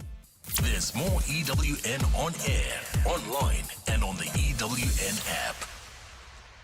20 years ago, you were driving with the moving truck to your new home, and 20 years ago, the Outsurance pointsmen were on the roads, easing traffic congestion. Whether you're an Outsurance client or not, we've all been getting something out. Show the Outsurance pointsmen some love this month and celebrate this 20th anniversary using #pointsmenlove. From Johannesburg, Tshwane and Paarl to Stellenbosch, let's celebrate. Outsurance really means it when they say you always get something out. In proud partnership with 702, Outsurance is a licensed insurer and FSP. In the last 24 hours, this is what's happened in your world. It's been more than 2 years since South Africa witnessed the dramatic return of Thabo Bester and Dr. Nandipha Magudumana to the country after his escape and fleeing to Tanzania. But the trial into the incident is yet to begin. In the last appearance in July, charges were dropped against G4S employee Mutenyana Masukela, with the NPA not giving reasons why. The matter was postponed to this morning for pre-trial, and an update is set to be heard from all the accused on their readiness for trial. The court is also likely to hear details of Magudumana's constitutional court bid, where she plans to challenge her deportation. EWN, in touch, in tune, and independent. It's a global stage for science, technology and innovation live from Pretoria.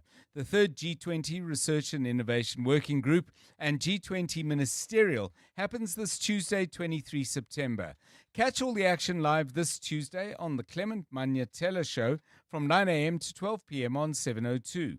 We'll be covering discussions with the world's brightest minds in science, technology and innovation. From bold ideas to sustainable development insights, there will be inspiring content all round. The G20 Research and Innovation Working Group and G20 Ministerial, 23 September on 702. This is Jade. She'll spend hours comparing almond milk and once made a spreadsheet just for sneakers. But when she found Santam, ASA's leading short-term insurer that offers a range of cover options from vehicle to building and home contents, even she didn't overthink it. The kind of freedom Santam gives you takes some getting used to. Speak to your broker. Santam, this is freedom. Santam is an authorized FSP, a licensed non-life insurer and controlling company for its group companies. Mzansi, don't miss out on playing Powerball and Powerball Plus for a life-changing 143 million rand in total estimated jackpots this Friday. Don't delay. Play Powerball for an estimated 77 million rand and Powerball Plus for an estimated 66 million rand today. Buy your tickets now in store on nationallottery.co.za, the mobile app, cell phone banking, or simply dial *120 *7529# for USSD. Panda, Pusha, play. Players must be 18 years old, but play responsibly. E2 is the proud operator of the National Lottery. EWN Business. 29 minutes past 4, the latest from the markets, please. Muteo Khwaripe, good afternoon. Good afternoon, John. South African Trade Minister Pak Stau has met U.S. Trade Representative Jameson Greer for talks in the U.S. The meeting comes as government tries to reach a deal to roll back the steep U.S. tariffs. U.S. President Donald Trump imposed a 30% tariff on imports from South Africa last month, compounding South Africa's economic and employment struggles. The Trade and Competition Department says both parties have agreed to a roadmap that will inform future engagements towards the conclusion of the process. Now, the United States remains a key trade and investment partner for South Africa, with bilateral trade at $15 billion in 2024. Then Investec shares have sank 2.5% today after the company said it expects to report lower profits. Investec's headline earnings per share are said to be 4% lower than in 2024. Operating profit is also forecast to be between 11.9 and 12.6 billion rand, which is 6% lower than last year. On the markets, the JSE buoyant, up 456 points. Industrials a little lower. Financial shares also in some weakness, while mining shares have rebounded, up more than 3%. Harmony up more than 6%, while Bytes Technology is down 3%. The rand now at 17 rand 37 against the US dollar, 20 rand 43 cents against the euro, and at 23 rand 44 cents against the British pound. Price of gold up 0.5% at $3,660 an ounce, or platinum is at $1,391. Brent crude at $66.97 a barrel. I have more business for you in about an hour. Thanks, Mateo. It's 28 minutes to 5 now. Let's get the latest eyewitness news. Maki Molapo, starting off in Pretoria, I believe. Thanks, John. Good afternoon. That's right. KwaZulu-Natal Police Commissioner Nhlanhla Mkhize has rejected claims that he violated protocol by wearing the Special Task Force uniform during his explosive media briefing on the 6th of July. It was at that briefing that Mkhize blew the lid on acts of political interference in the criminal justice system and police corruption. Mkhize was criticized by some politicians for donning the military-like uniform while flanked by several armed officers. Mkhize testified at the Madlanga Commission of Inquiry today, which was appointed as a result of that explosive media briefing. He says there's no merit to the claims that he breached protocol by wearing the uniform. There are many people that call themselves experts that blame me for having breached the protocol. Perhaps they will come before this commission and say this is a protocol of police that Mkhize broke on the 6th of July. Because if that was the case and it's brought to my attention, I'll be the first one to admit that yes, indeed, I broke protocol. But I would have believed that action will already be taken against me for having broken protocol. Mkhize justified the decision to wear the police task force uniform. We wanted to communicate a message to South Africa that we are ready, and communicate a message to this drug squad, politicians, the executive, police officers within law enforcement agencies, that we're ready for them. Maybe you'll forgive me in saying this as a Zulu man. I don't sneak up on a person. I face them directly.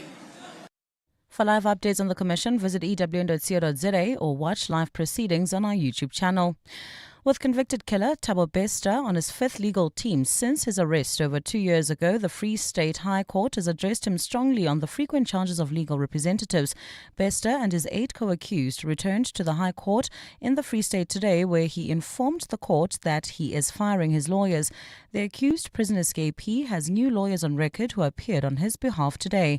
He addressed the court on his desire to switch up his legal team, but Judge Lani Opperman alerted Bester of the court's concerns with the changes he's making. You understand the consequences, Mr. Bester. If you are not diligent in the appointing of legal representation, then there will be a point in the trial where the court will have to make a call whether I can grant you any further postponements. And there might be a time that you will have to conduct your own case if you do not have counsel. The Transport and Logistics Portfolio Committee in Gauteng has condemned the murder of Gauteng National Taxi Alliance chairperson. Thamsanqa Moyo was ambushed and shot multiple times while driving along the Soweto Highway in the south of Joburg yesterday. Police allege it could be taxi industry-related violence after noting that nothing was stolen from his car during the incident. Thandulu Hlengcobo has more. The Portfolio Committee of Transport and Logistics says the killing of Thamsanqa Moyo, Gauteng National Taxi Alliance chairperson, is not only a loss to the taxi industry, but also a setback to the collaborative efforts made in bringing stability and unity within the public transport sector. Police are still on a manhunt for the suspects who were traveling in a minibus taxi and a Toyota Yaris. The Portfolio Committee has reiterated its call for calm within the public transport sector and is urging law enforcement agencies to probe the shooting. Thandulu Hlengcobo, Eyewitness News. And the United States has vetoed a draft resolution that would have demanded an immediate and permanent ceasefire in Gaza at the United Nations Security Council. This comes as the UN's humanitarian office warns that the last lifelines for civilians are collapsing in Gaza City as Israel expands its military offensive. This is the sixth time the country has voted against the draft resolution. Palestinian ambassador to the UN, Riyad Mansour, has called the US's decision deeply regrettable and painful. He says it had prevented the Security Council from playing its rightful role in the face of those atrocities. A look at your weather. A partly cloudy Saturday in store for Gauteng with isolated showers and thunder showers expected. Temperatures will drop to overnight lows between 5 and 9 degrees and peak at highs of 29 and 30 degrees. Expect about a 20-minute delay in the Centurion area on the N1 North from John Foster to Linwood Road. There's also about a 20-minute delay in the Protea Glen area. That's on the N12 westbound between the R554 Abu Bakr Drive and the R558. And in Edenville, also about a 30-minute delay on the R24 westbound between Micro Store and the Gilulis interchange. The top story in Eyewitness News. KwaZulu-Natal Police Commissioner Nhlanhla Mkhize has rejected claims that he violated protocol by wearing the Special Task Force uniform during his explosive media briefing on the 6th of July. The team's on a roll today. Let me focus on payroll. Duty calls in the kitchen. That's why I have a business insurer that is agile and on the ball all the time on all things. I chose My Way Business Insurance, getting 24/7 emergency service and saving on my premiums, plus My Business Assist to handle my admin. Visit myway.co.za or dial 0860 64 64 64 and get a quote today. My Way is a licensed non-life insurer and FSP. T's, C's and standard rates apply. My Way. Live your way. At Premier Hotels and Resorts, business travelers staying alone enjoy a complimentary drink every night of their stay. So, whatever your tipple,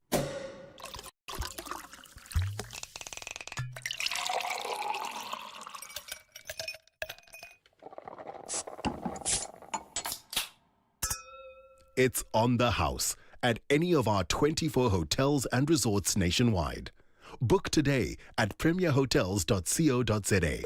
You've reached in his Renault Duster en route to Dullstrom. This journey is taking to try a sport far more boring than its name might suggest. Fly, fishing. He'll be in his Renault Duster, which he bought with 40,000 Rand trade-in assistance.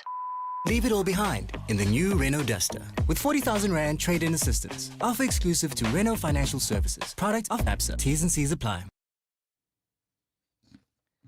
Spar makes sure family always comes first. From fresh fruit and veggies to bakery treats warm from the oven, Spar gives you freshness, quality and trust every day. That's the food, but there's so much more. Spar value-added services go beyond the basket. You can send money, you can buy bus tickets, recharge airtime, or even pay for your DSTV. Do it all at Spar without paying a premium price. And then there's Spar Mobile. Did you know that Spar Mobile puts more savings in your family's pocket?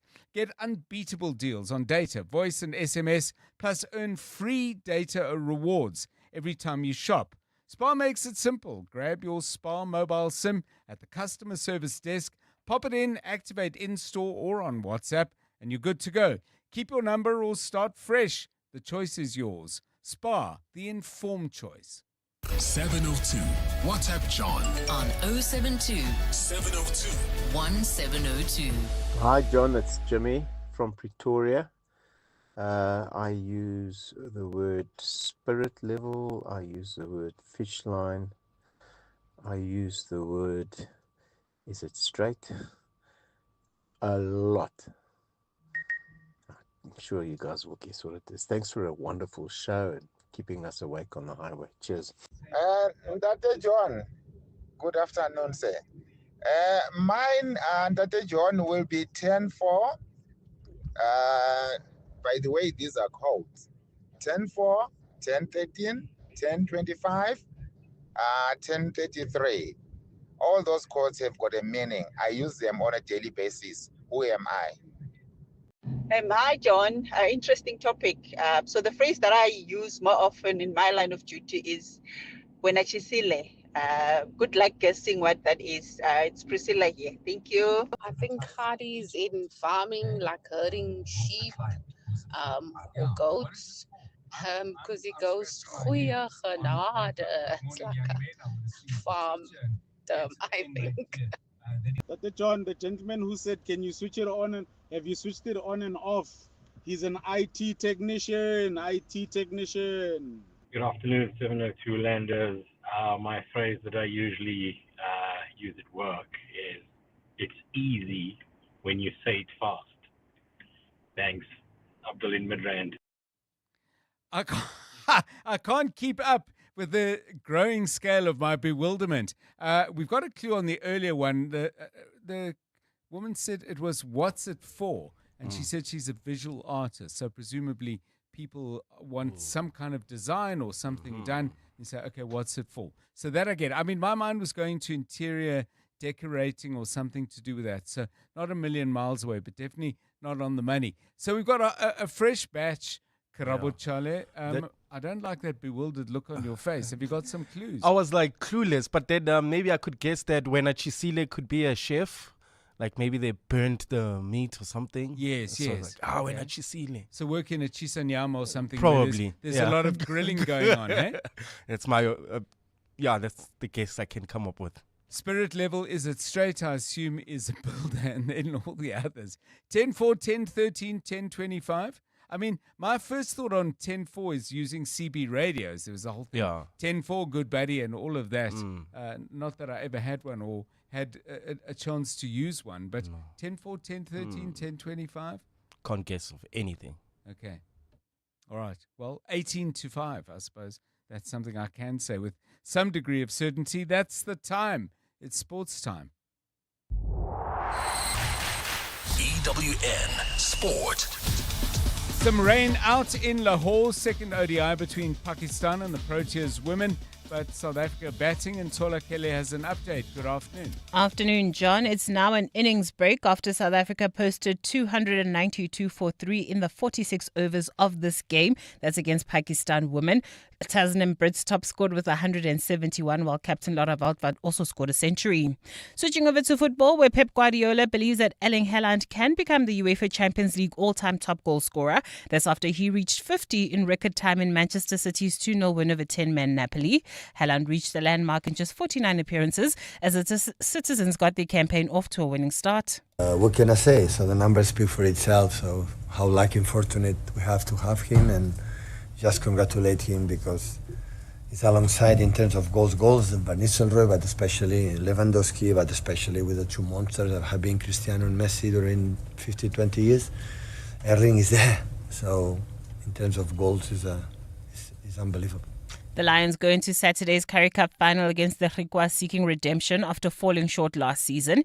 Emirates Elan Park will host its second successive domestic final after the home side claimed a 67-19 win over the Cavaliers in the semi-finals. Along with trying to avoid the heartbreak of their last campaign, Mzwake Nkosi's side are looking to win a 12th Currie Cup trophy. We haven't mentioned last year's final, if I'm being honest with you. Naturally, as a coach, those are the one or two things that play in your mind.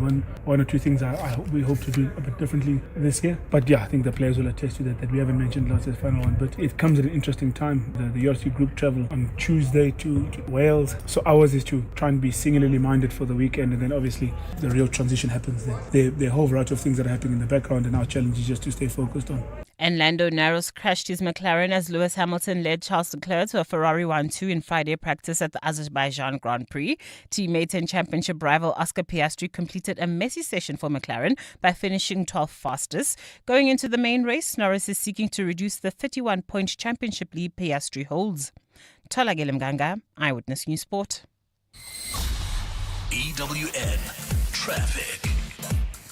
This EWN Traffic is brought to you by Cars.coza. Let's find what moves you. So, Midrand, we had problems earlier out east, Edenvale, getting a little tight there too. Yeah, motorists can expect about a 30-minute delay heading into Bedfordview. That's in the Edenvale area, R24 westbound between Macro Store and the Gillies interchange, Kempton Park. We still have slow-moving traffic on Modderfontein Road between Pretoria Road and Mooifontein Road, while in Protea Glen, traffic pressure N12 westbound between the R554 Abu Bakr Drive and the R558. Houghton, traffic congested on the M1 South from Ethel Oaklands all the way to Killarney Bends, while leaving the Pretoria CBD, traffic remains sluggish on Eskiam Pahlele. This is in the Hermanstad area between Van der Hof and the R80 Irene. Expect delays on Napiers Drive approaching Main Road. And finally in Centurion, you can still expect about a 20-minute delay on the N1 northbound from John Foster all the way to Linwood Road. If you come across any other traffic issues, please WhatsApp us on 072-702-1702. There's more EWN on air, online, and on the EWN app. Do you want to buy a Honda? Cars.coza. Toyota or Mahindra? Cars.coza. Do you want to sell a Cherry? Cars.coza. Suzuki or Mercedes? Cars.coza.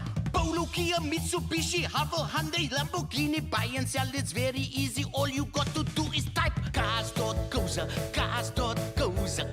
Cars.coza. Let's find what moves you. Cars.coza. Cars.coza. You're with John Perlman on 702.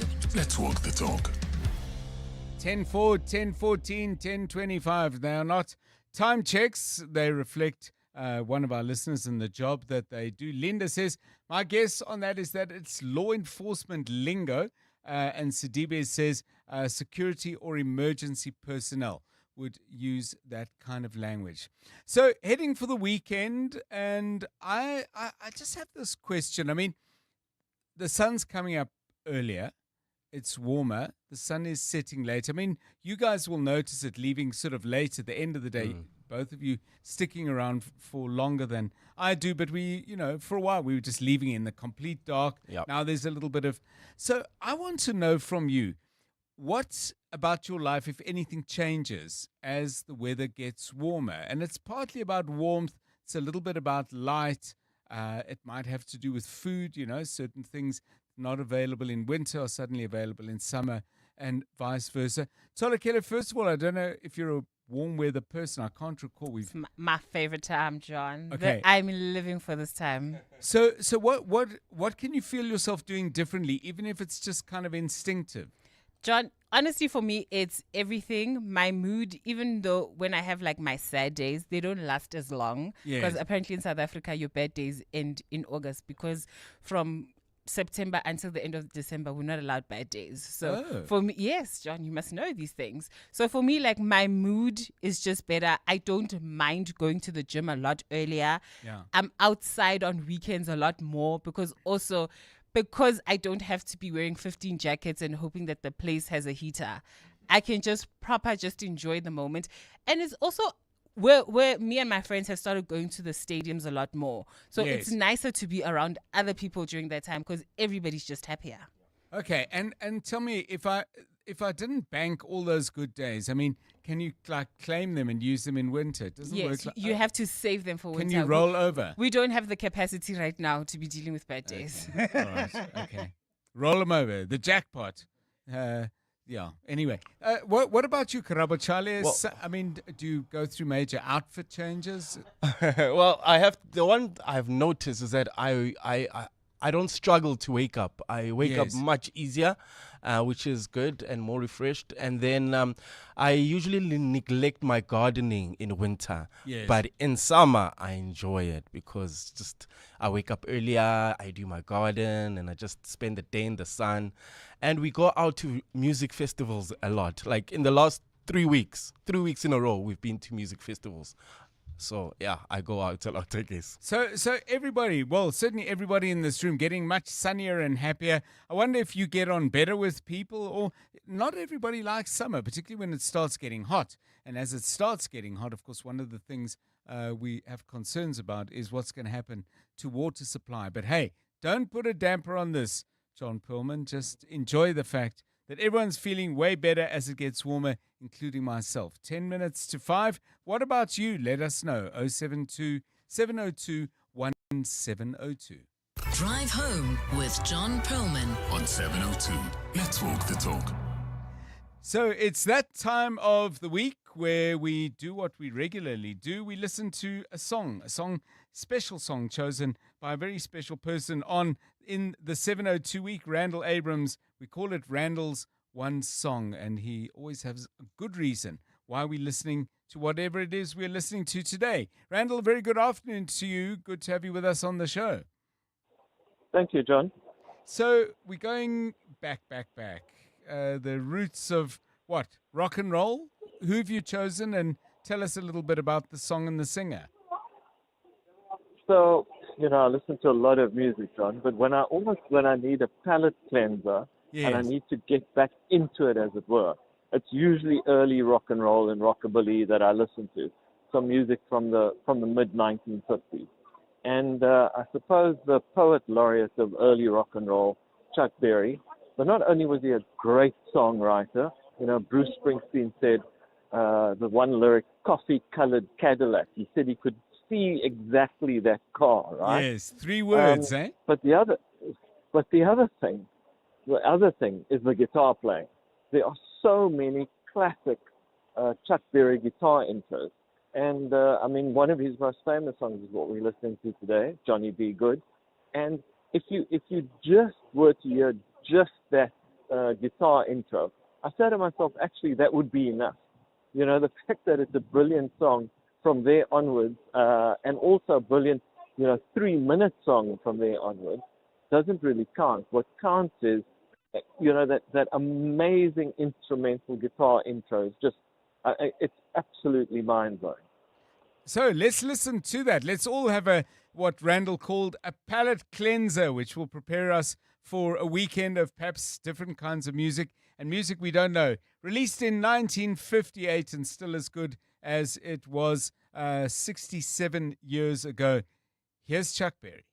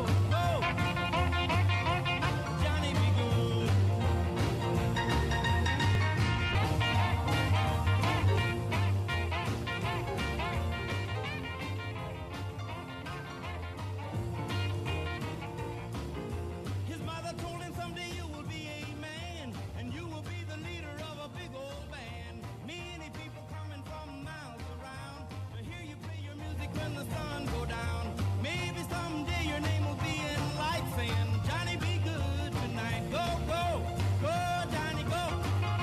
Go, go, go, Johnny, go. Go, go, go, Johnny, go. So, Randall, I'm looking at this song in a new light. And the one thing that really struck me, because I must have heard this hundreds of times, but quite amazing how in around 3 minutes or whatever the length of the song is, he actually tells an extraordinary story. Quite amazing. Absolutely, the full arc of someone kind of becoming famous, as it were. Yes. And I mean, everything about it. I mean, you know, maybe someday your name will be in lights saying, Johnny, be good tonight. I'm like, everything, you know, there's not a syllable that is too much. Yes. Right? The guitar playing is tight, the singing is spot on, and the words are just, I mean, they tell that story like you can picture the arc, as I say, of someone, you know, Yes. picking up a guitar when they were kind of 8 years old and then going on to maybe become Eddie Van Halen or Jimi Hendrix, right? Yeah, and I wanted to go back to where we started, Randall. Tell me about the palate cleanser. How does it work for you, and how might it work for somebody else? So, you know, I've been listening to lots of stuff and, you know, traveling down all sorts of rabbit holes, which I'm Yes. sure you do from time to time. Mm. Or, you know, you spend, I don't know, a week listening to Simon and Garfunkel or to reggae music, for example. And then I just think to myself, you know, that I almost can't do it anymore. And I want to get back to like the beginnings, you know. I want to Yes. get back to how I felt when I was 8 years old, you know what I mean? And when I was 8 years old, I listened to the radio, absolutely. But the thing that really caught my absolute affection and attention was early rock and roll, you know, those very early rock and roll songs. So Chuck Berry, Buddy Holly, Elvis, Bo Diddley. I'll go back, listen to some of those compilations, and then, you know, my equilibrium returns.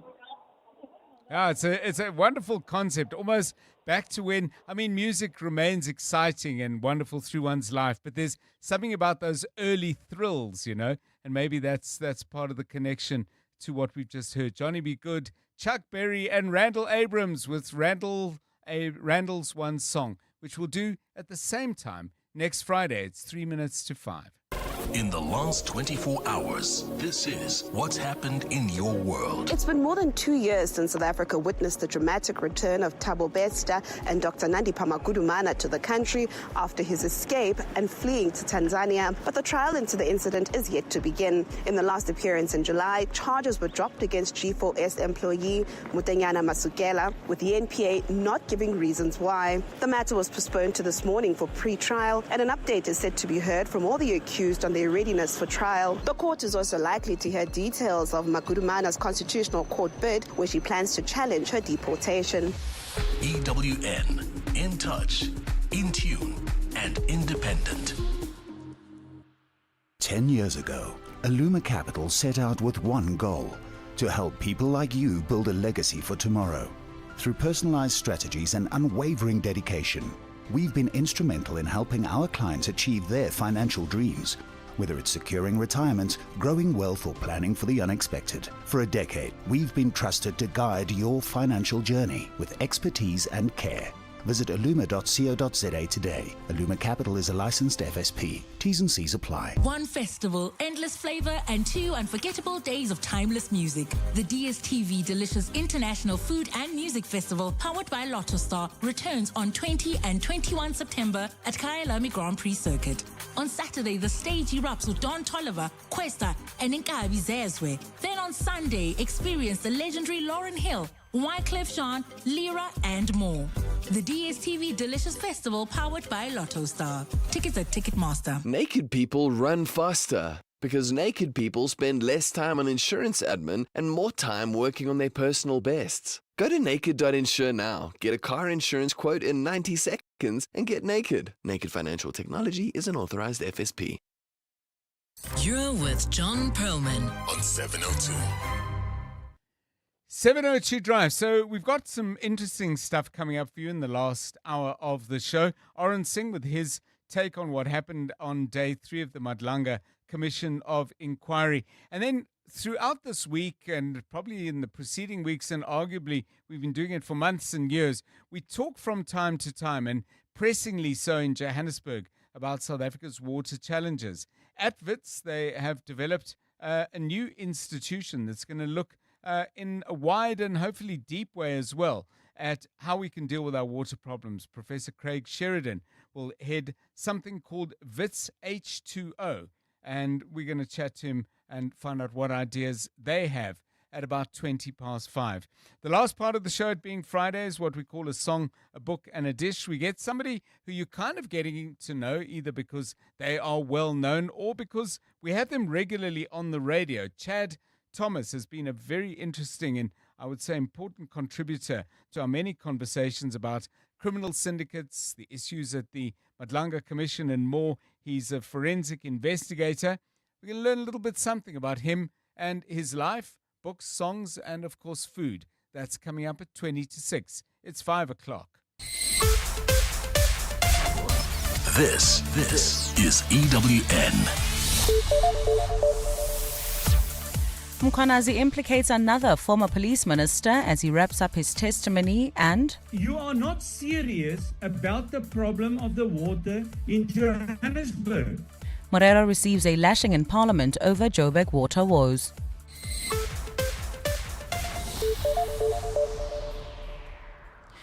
Good afternoon, I'm Maki Molapo. Former Police Minister Nathi Mthethwa allegedly forced former Inspector General of Intelligence Faith Radebe to withdraw the criminal case against Richard Mdluli. KwaZulu-Natal top cop Nhlanhla Mkhize alleged this to the Commission this afternoon as he concluded his testimony at the Madlanga Commission of Inquiry after testifying for 3 days. Mdluli at the time was the head of crime intelligence and accused of abusing the police's secret slush fund between 2008 and 2012, which includes funding private trips and using police safe houses for personal use. Mkhize, who was acting police commissioner at the time, attempted to forge ahead with prosecution against Mdluli, but claims he failed due to political interference. Arun Singh has more. Nhlanhla Mkhize alleges back in 2011, former Police Minister Nathi Mthethwa interfered in the corruption case into former crime intelligence head Richard Mdluli. Mkhize, who was acting National Commissioner at the time, alleges Mthethwa interfered by influencing former Inspector General of Intelligence, Advocate Faith Radebe, to withdraw a letter of prosecution against Mdluli. Mthethwa allegedly called Mkhize into a meeting with Radebe, indicating they would not pursue charges against Mdluli. If we talk about political interference, that was the worst I've ever experienced. Mkhize says what happened back in 2011 is still happening within crime intelligence today, and he had to speak out about it. It cannot be that I allowed the Mdlula era, the Minister Mthethwa era, and under President Zuma to happen like that. Mkhize concluded his testimony at the Madlanga Commission and will be called back at a later stage. Arun Singh, Eyewitness News. The Commission is set to resume proceedings on Monday morning. For live updates on the Commission, visit ewn.co.za or watch live proceedings on our YouTube channel. The Thabo Bester prison escape trial will not begin this year in the Free State High Court due to delays caused by the switching of legal representatives and matters running concurrently in other courts. Bester, his alleged accomplice Dr. Nandi Pamagudumana, and their 7 co-accused returned to the court in Bloemfontein for an update on readiness for trial. They are accused of planning and orchestrating Bester's alleged brazen escape from the Mangaung prison in May 2022, where he was serving a life sentence.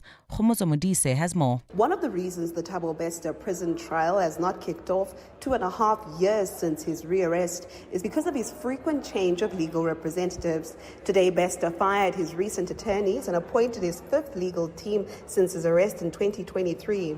But it's Nandi Pamagudumana's legal bid in the Constitutional Court, where she's challenging her extradition, that's keeping the trial from getting underway. Prosecutor Amanda Bester says this matter is only likely to begin next year. We're supposed to start on the 10th of November. My thinking is that the last day of that term, maybe we must take that again for another case management hearing and see what is going to happen. Bester and his co-accused will return to court on the 5th of December for an update on Magudumana's Constitutional Court bid and the readiness for trial. Khomozo Modise, Eyewitness News at the Free State High Court. We move to the National Assembly, where there have been heated exchanges in Parliament between Johannesburg Mayor Dada Morero and the Water and Sanitation Committee, who have accused him of dodging key questions on solving the city's water crisis. In particular, the committee is not satisfied with his response on why Joburg Water is not adequately funded to deal with maintenance and infrastructure backlogs. Earlier this week, the Water and Sanitation Director General, Sean Phillips, told the committee that 4 billion rand of Joburg Water's budget had been taken back by the council. Lindsay Dentlinger has the details. Johannesburg Mayor Dada Morero says the city has many competing demands and revenue generated from water sales can't all be passed on to Joburg Water. Morero says he hopes by June next year water revenue can, with the blessing of the National Treasury, be ring-fenced for water provision. This will be at the pace and scale that the city can afford, understanding that we need to do a balancing act in view of other needs or competing needs. But committee chairperson Leon Besson was not buying Morero's reasoning, saying a council resolution could enforce a ring-fencing mechanism. You are not serious about the problem of the water in Johannesburg. When are you going to ring-fence the money for water? That is what you need to answer me now. The committee is also not satisfied with how the city intends to pay contractors who've halted water projects after Morero said the city is working well with them. Lindsay Dentlinger, Eyewitness News, Parliament. In the capital, the city of Tshwane says its teams are continuing with their repair works following a power outage that plunged the Pretoria CBD and surrounding areas into darkness. Yesterday, the utility's electrical infrastructure was stolen and vandalized, causing extensive disruption to the electrical supply, affecting businesses and homes in the area. The Metro spokesperson, Lindela Mashego, says they cannot confirm when power will be restored and has pleaded that residents be patient. The damage which occurred yesterday led to a power outage affecting the Pretoria CBD, Khosi Mampuru, the Second Correctional Center, Pretoria West Industrial, and nearby communities. The city is pleased to report that materials have already arrived on site and preparatory work is underway. And Trade and Industry Minister Park Stau has again met with U.S. trade officials amid continued efforts to strike a sweet trade deal with Washington. Dau met with United States Trade Representative Ambassador Jameson Greer and members of Congress this week following intensive three-day discussions by senior officials. South Africa has been trying to secure lower tariffs on exports to the U.S. after President Donald Trump imposed higher duties in August. Nogukanya Mtambo has the details. A revised trade offer was tabled to the U.S. in August, with some concessions by South Africa to address Washington's calls to balance trade. At the time, Pretoria said it wouldn't compromise on its domestic and foreign policy to appease Washington, adding the country would only negotiate on economic matters. Only parts of the deal being negotiated were made public, with a $3.3 billion investment tag into U.S. industries such as mining and metals recycling. Trade and Industry spokesperson Camille Ali. Both parties agreed to a roadmap that will inform future engagements towards the conclusion of the process. Trade and Industry Minister Park Stau is expected to brief President Cyril Ramaphosa on the talks soon. Nogukanya Mtambo, Eyewitness News. Gold's trading at $3,664.02 an ounce. The rand's at 17.34 to the dollar, at 23.40 to the pound, at 20.41 to the euro. Brent crude oil's at $67.03 a barrel. Well, at this stage in Ekurhuleni, Illiondale, Edenville, expect about a 20-minute delay on Morafontein Road. That's between Greenstone and Zierfontein Road, or still in Edenville. There's also about a 30-minute delay on the R24 westbound between Macro Store and the Kilulis interchange, and in Centurion. There's about a 20-minute delay on the N1 northbound between John Foster and Linwood Road. In your sport, the latest from the second ODI between the Proteas women and Pakistan. Kaizer Chiefs break their silence on Nazruddin Nabi's position, and Asanat Ntlabaganye to start for the Lions in the Currie Cup final against the Griquas. A look at your weather. Partly cloudy skies in store for Gauteng tomorrow, with isolated showers and thunder showers expected. Joburg will drop to overnight lows of 9 degrees and peak at highs of 29. Pretoria is at 14 and 30. Vereniging's at 5, also reaching highs of 29 degrees. The top story in Eyewitness News this hour: former Police Minister Nathi Mthethwa allegedly forced former Inspector General of Intelligence Faith Radebe to withdraw the criminal case against Richard Mdluli. EWN In touch, in tune, and independent. For the latest, visit ewn.co.za or download the EWN app. 7:02. Drive home with John Perlman. John Perlman, 3 to 6 p.m. On 92.7 and 106 FM. Let's walk the talk. 9 minutes past 5. Yeah, let's walk the talk together for the next hour at least. Of course, I'm sure you're going to stay on for the money show between 6 and 8. Moteo Khwaripe in with us in about 20 minutes. No, not quite. About 16, 17 minutes time to tell us what he's going to be doing tonight. But in this hour, 3 big interviews coming up. I'm looking forward to all of them. Oren Singh, our EWN colleague, joins us in a moment. His take on day 3 of the Madlanga Commission. Then we'll talk to Professor Craig Sheridan. He's an expert on water and water challenges and problems. WITS have just launched something called WITS H2O. They're looking at novel ways to deal with this crisis in our country. Prof. Sheridan with us at about 20 minutes past 5. We wrap the show with what we call a song, a book, and a dish. Forensic investigator and crime analyst Chad Thomas is our guest. We'll do that at about 20 minutes to 6. Right now, it's 10 past 5. 702. WhatsApp John On 072 702 1702. Good afternoon, John. It's Isaac from Rustenburg. Okay, I just wanted to comment on the phrase "wena chisile." Wena chisile is a mining Panakalo language that we normally use when we are asking you that did you blast? So it's a miner here trying to find out that the guys blast. So that's a mining term, a mining language, eh? All right. Thanks for the great show. Keep well, eh? Oh, heck no. I'm sorry, guys, but I want winter back already. I'm a winter baby. No can do, no trade-ins on seasons. You're just going to have to suffer through the warm weather and the long days and the beautiful after. Sorry, I know I'm making it worse. But I did ask the question, maybe you want to add in. What changes for you as the weather gets warmer, the days get longer, earlier in the mornings, the sun is up, goes down a little bit later. It's my favorite time by some stretch. Although I must admit I've got better at enjoying winter. But give me your thoughts. 011-883-0702, 12 past 5. EWN Traffic. This EWN Traffic Report is brought to you by South African Airways. From 4 November, fly South African Airways from Johannesburg to Gaborone twice daily. Book now at flysaa.com. Karabo Chale, the latest, please. Well, at the stage in Ekurhuleni, let me start in Illiondale, Edenville. You can expect about a 20-minute delay on Modderfontein Road. That's between Greenstone and Zeerfontein Road. You're still in Edenville. There's about a 30-minute delay on the R24 westbound from Macro Store all the way to the Gilulis interchange, Protea Glen, Soweto. Traffic pressure still N12 westbound between the R554 Abu Bakr Drive and the R558 Krugersdorp. There's also traffic delays on Hendrik Potgieter. That's approaching the N14, while in the city of Tshwane Centurion, there's about a 20-minute delay on the N1 northbound from John Foster all the way to Linwood Road. Irene, still expect delays on Almapius Drive approaching Main Road and leaving the Pretoria CBD. Traffic sluggish in Hermanstad on Eskiam Pahlele between Van der Hof and the R80. If you come across any other traffic issues, please WhatsApp us on 072-702-1702. There's more EWN on air, online, and on the EWN app.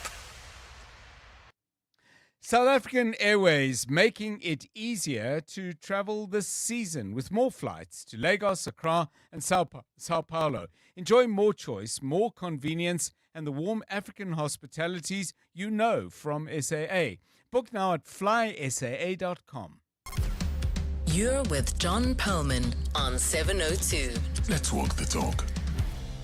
So much going on at the Madlanga Commission. Today it's been 3 days of very, very intense conversation and a great deal of questions coming out of all of that as the evidence of Lieutenant General Nhlanhla Mkhize has unfolded. Let's get the take then of our EWN reporter, Oren Singh, who has been there from question number one. Oren, a very good afternoon to you. Quite a focus from General Mkhize on General Shadrach Sibia. What was that about, and what point do you think General Mkhize was trying to make?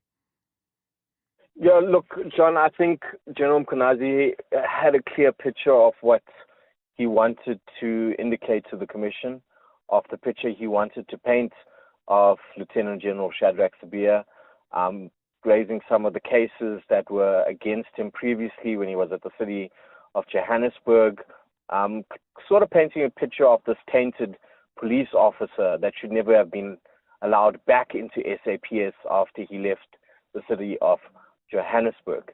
But there are obviously allegations that, like you've been saying from the start, John, need to be tested. And that goes not just for Shadrach Sibia, but for the other people he implicated, and even journalists. He came out to say that some journalists in the media are complicit in agenda pushing for certain factions, politicians, police officers who are playing into the hands of drug cartels, or as he would refer to them as the drug squad. So some explosive things coming out from his testimony today. We also heard of two former police ministers, Bheki Cele and Nathi Mthethwa, who he also indicated as having interfered in police work. So, Oren, I mean, the general picture painted of regular interference by senior politicians and senior government officials in the work of the police, some of it, as you say, is historical, and he's saying has been going on right at the moment. Is he presenting documentation, I mean, WhatsApps that he or others have received, or is it largely a narrative or a narration of incidents that either he witnessed or he learnt about? So some of the evidence he alludes to, John, there is a sort of paper trail. I would make the example of Brown Mkhize referring to WhatsApp messages, but that's not something very new. He gave a presentation out during his July 6th briefing showing some of those messages exchanged between him and Brown Mkhize, as well as Brown Mkhize and allegedly Vusi Musi Kat Matlala, that underworld figure. But the claims to Bheki Cele interfering in police matters, he's claiming that Bheki Cele had approached, this is at a time when Bheki Cele is no longer the Minister of Police, so it should have been quite recent. He approached a senior police officer from KwaZulu-Natal to request him to resign from the service. And the reason he gives that Cele would have approached this officer, because he says Cele never liked this officer from when he was a minister, so why would he automatically want him to leave work and come do work with him in Gauteng? He suggests that Cele, this officer that Cele had asked to resign, was meant to chair disciplinary against South Africa's top spy boss for crime intelligence, Feroz Khan. It's a case that had to do with the confiscation of a drug consignment in 2021, but there's no sort of proof against Bheki Cele in that regard, or the cop that he spoke to who made the allegations of Bheki Cele. I think something else was he referred to the former minister Nathi Mthethwa as interfering in the prosecution case of former crime intelligence head Richard Mdluli. He said, or he alluded to, that he had previously made similar statements to the Zondo Commission, and he urged the commissioners today to go and refer back to his statements made to the Zondo Commission. But hard evidence, I think very lacking hard evidence on majority of the claims, not just today, John, but from Wednesday. We haven't seen hard evidence, and that might change in the course of the next coming weeks. We're hoping the Commission is going to allow journalists to electronic access to his statements, or possibly evidence that they may have collated. Oren Singh, our EWN reporter, who's out at the Madlanga Commission, 18 minutes past 5. Clement Maniatella. Weekday mornings, 9 to 12. 9 to 12. Is that why some of the ladies actually used to call in the station and say, if you're looking for like a decent gentleman, go join these running clubs in Sandton or be part of a cycling club or go spend some time at the country club. And look a certain way. And yeah, absolutely. Yeah. And even take up golf lessons if you can, because they think that, those are the high valued men that they can meet because, again, as you say, market value. Because what society has said, especially in the African context, that meaning that a resourceful man is an attractive man. Relationship coach, do you do in Hlabati Madonsela? Clements Maniatella. 9 to 12 on 702. For over a decade, Aluma Capital has had one simple mission: to help you secure the financial future you deserve. Over the past 10 years, they've empowered thousands of clients with personalized strategies, expert advice, and impressive returns of up to 13.2%. Whether it's growing wealth, securing retirement, or planning for the unexpected, Aluma Capital is there every step of the way. Visit aluma.co.za today. Aluma Capital is a licensed FSP. T's and C's apply. Let me get this right, Ron. You're a plumber by day and Pretoria's smoothest wedding DJ by night. Yeah, it started out as a passion and now I've got bookings until December. And a smoke machine that needs its own seatbelt. And you sold your car to buy a van through We Buy Cars. Brew, it was music to my ears. Zero admin, no long queues. They pulled in, checked it out, and before I knew it, I had cash in the bank. Now that's a banger. We Buy Cars. Geared for your passion, geared for you.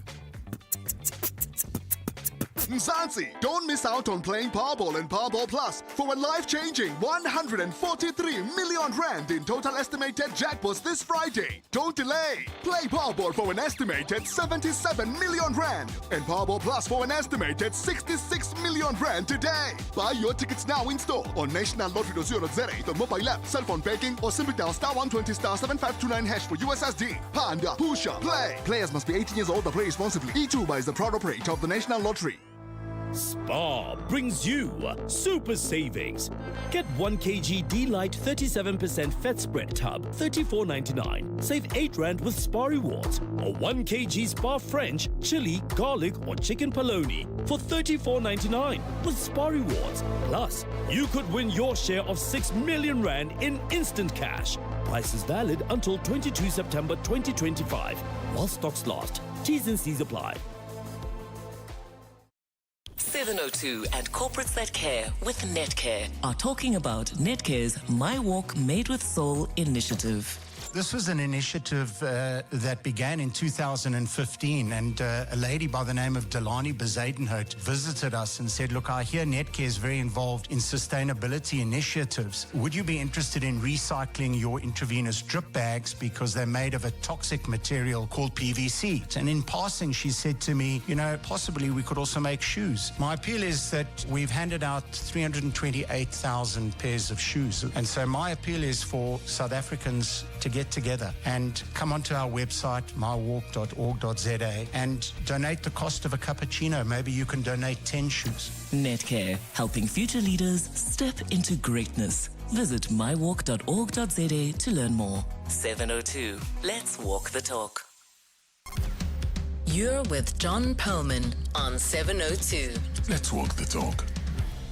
Well, we've spoken a great deal on the show and indeed on the station about the crisis in Johannesburg over water. It is specific in certain ways, but it is part of a much larger problem. The country is dealing with water issues all over the place, some of them in urban areas and others in the small towns and rural parts of our country. So it's interesting that this week the University of the Witwatersrand in Johannesburg has launched a flagship water research centre. They're calling it WITS H2O. And we're joined now by the man who will be heading this. Professor Craig Sheridan is the Claude Leon Foundation Chair in Water Research at WITS. And he's with us now. Prof, welcome and thanks very much for giving us your time. As part of letting us know about the centre, we've received some material from you and people at the university. And the one thing that really jumped out that you were talking about is that we have a serious problem of skills or lack of them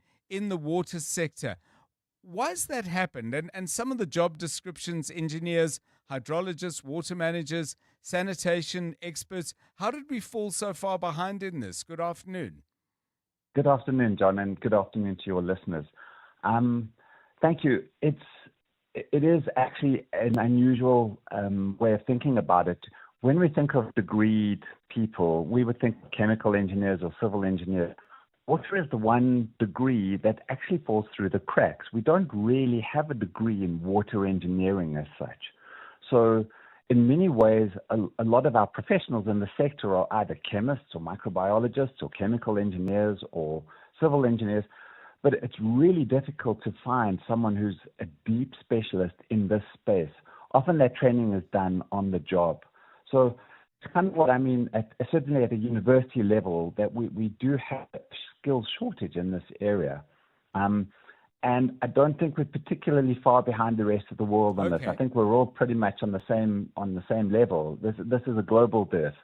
Okay, well, that's, I suppose, good news in one way and bad news in another, because if we produce some excellent ones, there's always the possibility that somebody abroad might want to take them. Let's look at the broader issues that WITS H2O is going to address then.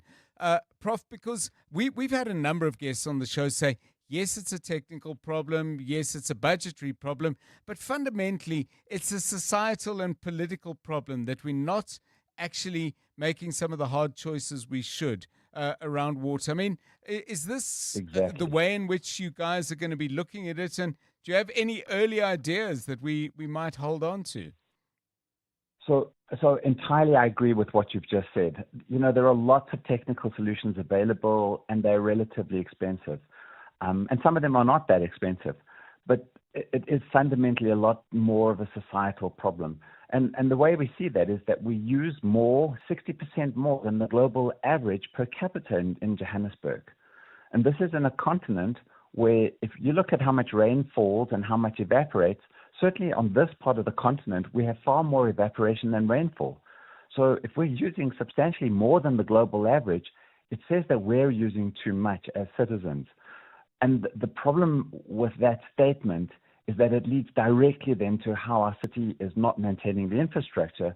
And I've said this before in a number of different forums. It's really difficult to tell people to save water when there's a huge pipe burst in the road and you can see hundreds of thousands of liters just running down into the river. So that's the complex dialogue that I think we're aware of, but it's very, very difficult to say to people, use less. A, they don't have any, and B, you know, it's being wasted when there is water around by others. But the dialogue then also shifts, you know, how often do you see sprinklers going on the pavement? So, Prof, I want to ask you, I mean, obviously, you in the work you've already been doing with colleagues have been generating ideas. The center, particularly with the approach you're taking of looking at it in all its manifestations and not just from a point of view of science or technology, are going to be coming up with some interesting stuff. Have you worked out, though, a strategy for how you might engage with government, be it either on an idea about technology or an idea about policy and strategy? Because the sense I get is you want this to be applied knowledge, but you've got to have someone to talk to. Right. And that's what I think it makes WITS Water so unique, is that it's not a couple of engineers and a couple of scientists sitting together. We're straddling every single faculty at the university. So my co-chair is actually a professor of law. Right. And we're looking at things like tariff research. How can we think about changing tariff structures that support the very poorest people who need that 6 kiloliters for free, and the people that are using 100,000 liters a month? Really, you shouldn't be paying, 50 rand per 1,000 liters. You should probably be paying 100,000 rand for 100,000 liters because you're using other people's water. So it's about doing both the research to think about these new ways, but also then to try and have that dialogue. And I am on the steering or the advisory board, I can't remember what the name of it is, of the Platform for a Water Secure Gauteng. Okay. So we are working with government and we're thinking with them around how to solve these problems from both a societal and a technical perspective. But equally, we're working with psychologists to think about how do we prepare people for the future, which is around And this is, and I'm putting this into the public domain, we're going to have to start to come to grips with the idea of water reclamation. And that means it's wastewater to tap. Yes. If we can pellet that, if we can find that pelletable, we debottleneck large amounts of like water for reuse. But then there's a lot of technical research that still has to be done on the back end of that. Thank you very much. We'll have to leave it there, but we will, I'm sure, be having more conversations with Prof. Craig Sheridan and his colleagues at the newly established WITS H2O. Boy, do we need the ideas as much as we need the water. 29 minutes past 5. EWN Business. Mutel Khwaripe, very good afternoon to you. Good afternoon, John. A great end to the week for the JSE, now hitting 106,000 points. Industrials were lower by 0.5%. Banking stocks also weaker. But mining shares says, don't worry, I'll take care of it. Up 3.9%. A big rebound for the precious metals. Their Harmony up 7.5%. DRD Gold up 7.5% as well. Sibanye Stillwater up 6%. Likes of South 32 also amongst the winners, with African Rainbow Minerals up 2.7%. SAPI down 4% for a second day running. MTN Group down 2%, with Motors down 2%. Tiger Brands, the food producer, down 1.9%. The rand at this hour, 17 rand 35 cents against the US dollar. It's strengthening this afternoon at 20 rand 39 cents against the euro and 23 rand 38 cents against the British pound. Price of gold up more than 0.5% at $3,666 an ounce, or platinum is at $1,397. Brent crude at $66.88 a barrel. Then on the Money Show on this Friday, we wrap up the business week talking about financing trade and agriculture on the continent, discussing this with B20's Deputy Co-Chair, Abri Rautenbach, from the South Africa Sustainable Food System Task Force, also executive for agribusiness at ABSA Group. Then in our Money Show Explainer, as we do every Friday, we talk about how SARS is tightening crypto tax reporting. A new crypto asset reporting framework, now open for public comment, will require crypto asset service providers to identify their users and report their transactions. There's no getting away from the taxman. Vardni Broncos is a senior manager at tax consulting for Forvis Mazars. She joins us then later. Our market commentary with Sitembi Lobopela talking about today's market, that resurgence from mining shares. We'll discuss that later as well. In our Friday file, this is our lifestyle feature every Friday, looking at sailing in style, a luxurious Norwegian cruise liner cruise through the Greek Isles and Turkey. All that and more on The Money Show after 6. Thanks, Mateo. Lots to look forward to between 6 and 8. Right now, let's get the latest Eyewitness News. Marky Molapo, good afternoon. Thanks, John. Good afternoon. At least 18 criminal cases against alleged underworld kingpin Vusmusi Ket Matlala were mysteriously withdrawn in the past. KwaZulu-Natal top cop Nhlanhla Mkhize disclosed this during his testimony at the Madlanga Commission of Inquiry in Pretoria today. Matlala is a key figure in Mkhize's allegations of criminal infiltration of the South African Police Service. He's currently detained at the Kgosi Mampuru Correctional Facility in Pretoria for the attempted murder of his actress ex-girlfriend Tebogo Thobejane. Mkhize maintains that Matlala wielded significant influence within the criminal justice system. Because the threat, the enemy that we saw that is infiltrating crime intelligence, is infiltrating parliament, and is controlling our executive authority and going into the heart of the police operations, which is investigation. To date, I'm speaking to you, the Matlalas and the likes, if you go and see the record of cases withdrawn against Matlala, more than 18 here in this province. Mkhize says Matlala's influence in law enforcement agencies shouldn't be taken lightly. You can no longer wear a tie and face this fight. So this is a fight that requires, for one, to apply the tactics that is learned over years. And one had to draw on experience ahead in the task force of saying, how do you deal with a terrorist? Because as I see it now, I think this is terrorism. This is people who want to take over government, not through the ballot paper, but through these criminal activities.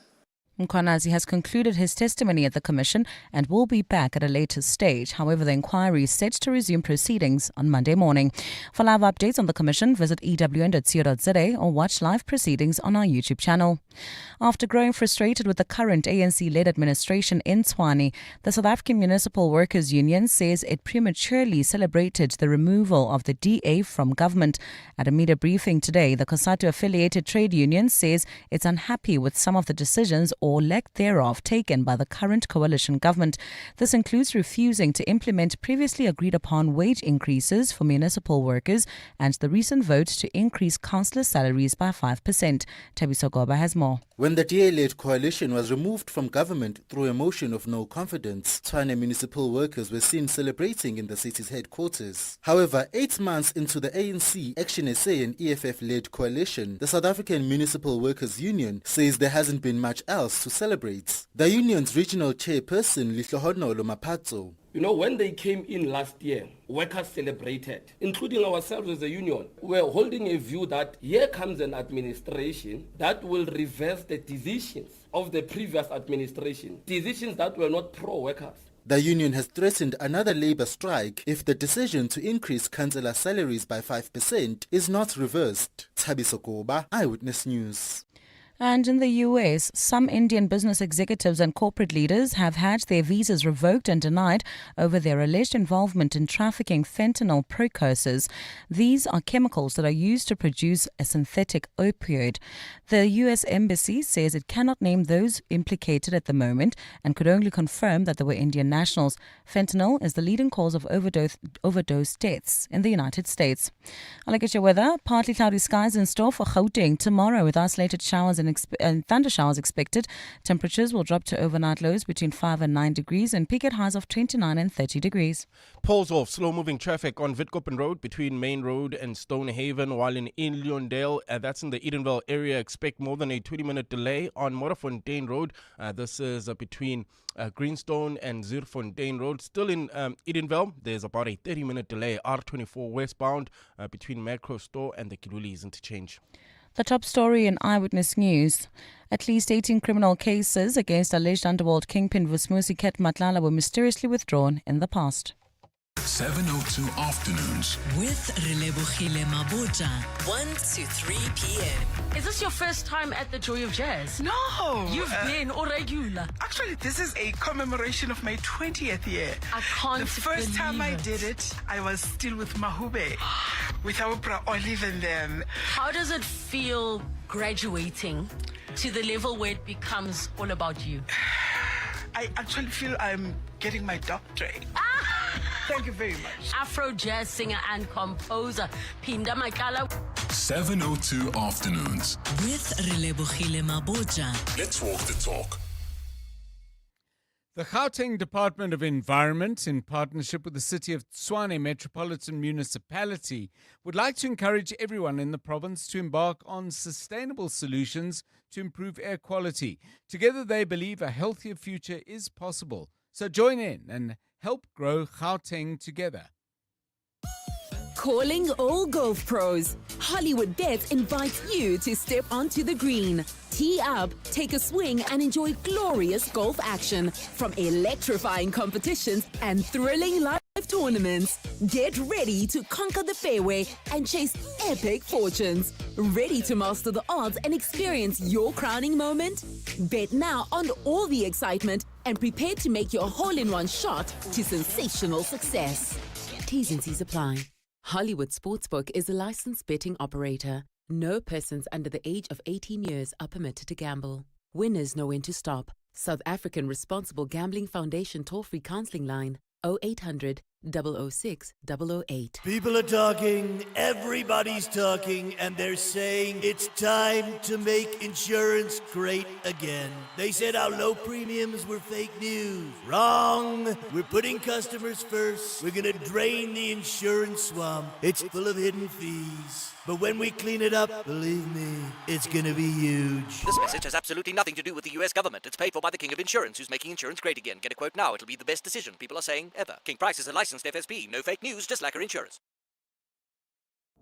702 was in conversation with Isanti Glass, unpacking how they're redefining glass manufacturing with sustainability and excellence while making a real impact in communities. The campaign, It's in Our Hands, is really, firstly, a reminder of our responsibility collectively, to shape a better future for everyone. And it's a call to action, to consumers, brand owners, to make responsible choices. We understand that sustainability is front of mind. It's really important for a lot of people. And we believe that it is the future. It's in our hands. It's really, like I said, a call to action for all of us to remember that the decisions we make and the actions we take, those choices are in our hands, and we need to do, decisive and, conscious decision making. 702, in conversation with Isanti Glass. Visit isantiglass.com to learn more. 702. WhatsApp John on 072 702 1702. Good afternoon, John. Mornay here. I'm listening to how Joburg residents are using too much water, and it's more than the rest of the world's per capita or whatever. But I want to know if this is real usage, or is this what goes out of the pipes or whatever included? So this water streaming down London Road and so on, is that included in the consumption of us poor residents? Or are they actually measuring what we really consume? I think that if they fix the leaks and just fix the mess that they've never looked after, then suddenly you will find that the water usage goes down a lot in Gauteng and the rest of the country. Again, Mornay N1. Thank you, Morna. I mean, I think it's a good question, and it's actually one that we were discussing before the show. Something we need clarity on. If anyone can shed some light on that, call us straight away. Otherwise, we'll pick it up in the first shows of next week. It's 20 to 6. EWN Sport. South African women with the bat have certainly done their parts. Pakistan batting now in the second ODI out in Lahore. Let's find out what the latest score is with Tola Kele. Thanks so much, John. And the Proteas women had posted 292 for 3 in their second ODI against Pakistan, which has been reduced to 46 overs per side. Tasman Brits top scored with an unbeaten 171, while captain Lara Waldbad also contributed a century. In response, the home side are currently 33 for the loss of 1 in the 7th over, still needing 280 runs to win. Batting is Aman on 7 alongside Sahil on 24. Switching over to football, where Orlando Pirates will take on Lioli in their first leg preliminary tie of the CAF Champions League, while Kaizer Chiefs are away to Copperscorp in the Confed Cup. In the Betway Premiership, Mamelodi Sundowns will look to return to the top of the table. That's with the win over Durban City tomorrow. Grant Kekana has shared his thoughts on their opponents ahead of it. There's going to be a lot of fight from Durban City. Coach Gavin's teams, all his teams, they fight until the last minute. There's going to be a lot of aggression. But I think the boys will be mentally prepared. Luckily, it's our home game, and we try to make our home a fortress. So it's going to be a nice game. We'd also like the supporters to come out in numbers with their families, with their kids, so it can be a family environment. I think we need that togetherness as Sundowns Football Club. In the Premier League, 4 rivals go head-to-head this weekend as Arsenal host Manchester City on Sunday, while Chelsea travel to Manchester United tomorrow.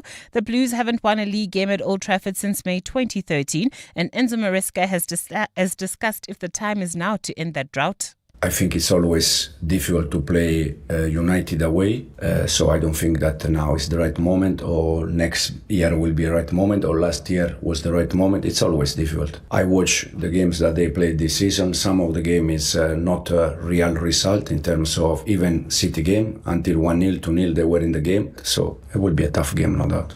Kwan Horn will captain the Lions for their Currie Cup final against the Griquas, with regular skipper PJ Botha ruled out with a knee injury. Mzwakhe Nkosi has also selected Asanathi Ntlabakanye to start at tight head prop, having trained with the squad over the past 2 weeks. The coach insists he's not taking a risk by selecting him. That's after he was formally charged by the South African Institute for Drug-Free Sport, but not suspended. In the interim, he's a contracted rugby player for the Lions, so he must play up until his hearing in December. Importantly, though, we've had a chat to him. It's taken him a couple of weeks to sort of come to terms and put together his own case that he's going to present. But emotionally, I think he's comfortable. In fact, he's the vice captain for the weekend. On behalf of the chairman, the CEO, there's a lot of backing for him, and the cars will fall whichever way they fall, and we're really behind him. But he's trained with us for the last 2 weeks, so we look forward to him. And it's ripe for him to play now with the URC tour in mind. Tolagile Mganga, Eyewitness News Sport. EWN Traffic. Okay, it's 17 minutes to 6, deep into the rush hour, and deep if you are out in Edenvale. This Eyewitness News Traffic is brought to you by Outsurance in partnership with 702. Karabo Chale. John, unusual delays in the Leondale area. That's in Edenvale. You can expect about a 20-minute delay on Modderfontein Road between Greenstone and Zeerfontein Road. Not yet clear what's causing this delay. If you're in and around that area or on that route, please let me know. WhatsApp us on 072-702-1702. We are also on X at EWN Traffic. Still in Edenvale, traveling towards Bedfordview. There's about a 30-minute delay on the R24 westbound. This is between Macro Store and the Kiluli's interchange, while in Krugersdorp, traffic also heavily backed up on Hendrik Berghutter. This is approaching the N14. Pulls off the slow-moving traffic on Witkoppen Road between Main Road and Stonehaven, while if you're leaving the Pretoria CBD, traffic remains sluggish on Eskiam Patlele between Van der Hof and the R80, and finally in Centurion, there's more than a 20-minute delay on the N1 northbound from John Foster all the way to Linwood Road. I'll have your next Eyewitness News traffic update just after 6. There's more EWN on air, online, and on the EWN app. The Outsurance pointsmen know that every car on the road carries a story. Like a man wearing his finest suit on his way to an interview. He's prepped 100 times, but he still has butterflies. The Outsurance pointsmen know it's not just a car in traffic. It's a potential lucky break that could change someone's life. Every story's different, and every story matters. That's why the Outsurance pointsmen have been doing what they do since 2005, in proud partnership with 702. Outsurance is a licensed insurer and FSP. A song, a book, and a dish. On 702. 5:45 at the end of the week, we spend time with somebody who is in the news or is helping us, in this particular case, to better understand the news. Now, as we've been trying to pick our way through what appears to be a minefield of allegations and counter-allegations around the police and the criminal justice system, we've regularly had on the show my next guest. Chad Thomas is the Chief Executive Officer of IRS Forensic Investigations. He's a man who looks into many different aspects of the criminal justice system and has a good and very clear view on what's going on with organized crime. So we thought, well, he's always with us on our shows and always with you as you're driving home or making tea in the kitchen or wherever you are when you're picking up the show. Why don't we get to know Chad Thomas a little better? Chad, welcome. It's good to have you with us on the show. John, hi there. First time I've been nervous because this is not about our usual topics. This is about me. Well, let's see how it goes, but relax. We are interested and we are, I'm sure, going to enjoy the stories you have to tell us. I want to ask you this, Chad, because you sent us some notes. We always send out a little questionnaire and look with interest at the answers we get back. You talk about growing up in Durban and Pietermaritzburg as a child, Hillbrow as a teenager, and you put in a quick line, Hillbrow shaped who I am. Tell us a bit about that and why. A lot of people listening to the show will remember Hillbrow of the 80s, Hillbrow of the early 90s. Yes. We moved up in 87. I was 14 years old, and it was a complete change in everything I'd been used to. I'd been through prep school in Pietermaritzburg, Merkeston Prep. I'd grown up in a small town, and Hillbrow was absolutely amazing. It was such a mix of everything. It was what they termed a grey area. It was multicultural. There was no judgment. You could be who you wanted to be, and it was just an amazing place. And I honestly believe that Hillbrow shaped who I am, who I want to be, and the fact that I've always been very liberal in leaning, and I come from a a home where my mom was very liberal and leaning, and Hillbrow was the perfect environment for that. Because to survive Hillbrow and to understand Hillbrow, you couldn't be bigoted. You couldn't be a person that was of some or other persuasion. You had to be. It was an all-encompassing environment. So you said, Chad, that in Hillbrow you could be who you wanted to be. So the 14, 15, 16-year-old Chad Thomas, who did you want to be? Yeah, it was almost a coming of age. I'd been this bookworm. I was very introvert. I came from a very safe environment. My mom made my environment exceptionally safe for me. But Hillbrow, I was able to meet people from every walk of life, and it was just amazing because it opened up your eyes to so many different things. What I was reading in books, I was now living in real life. Yes. And I think just experiencing being around so many different people, such a multicultural environment, it was amazing. So Chad, your mom, Diane, you describe her as a hardworking nurse. Tell us a little bit more about her. Sounds like you as a family were having to kind of push hard. But what was she like, and how do you think she shaped you? Sure.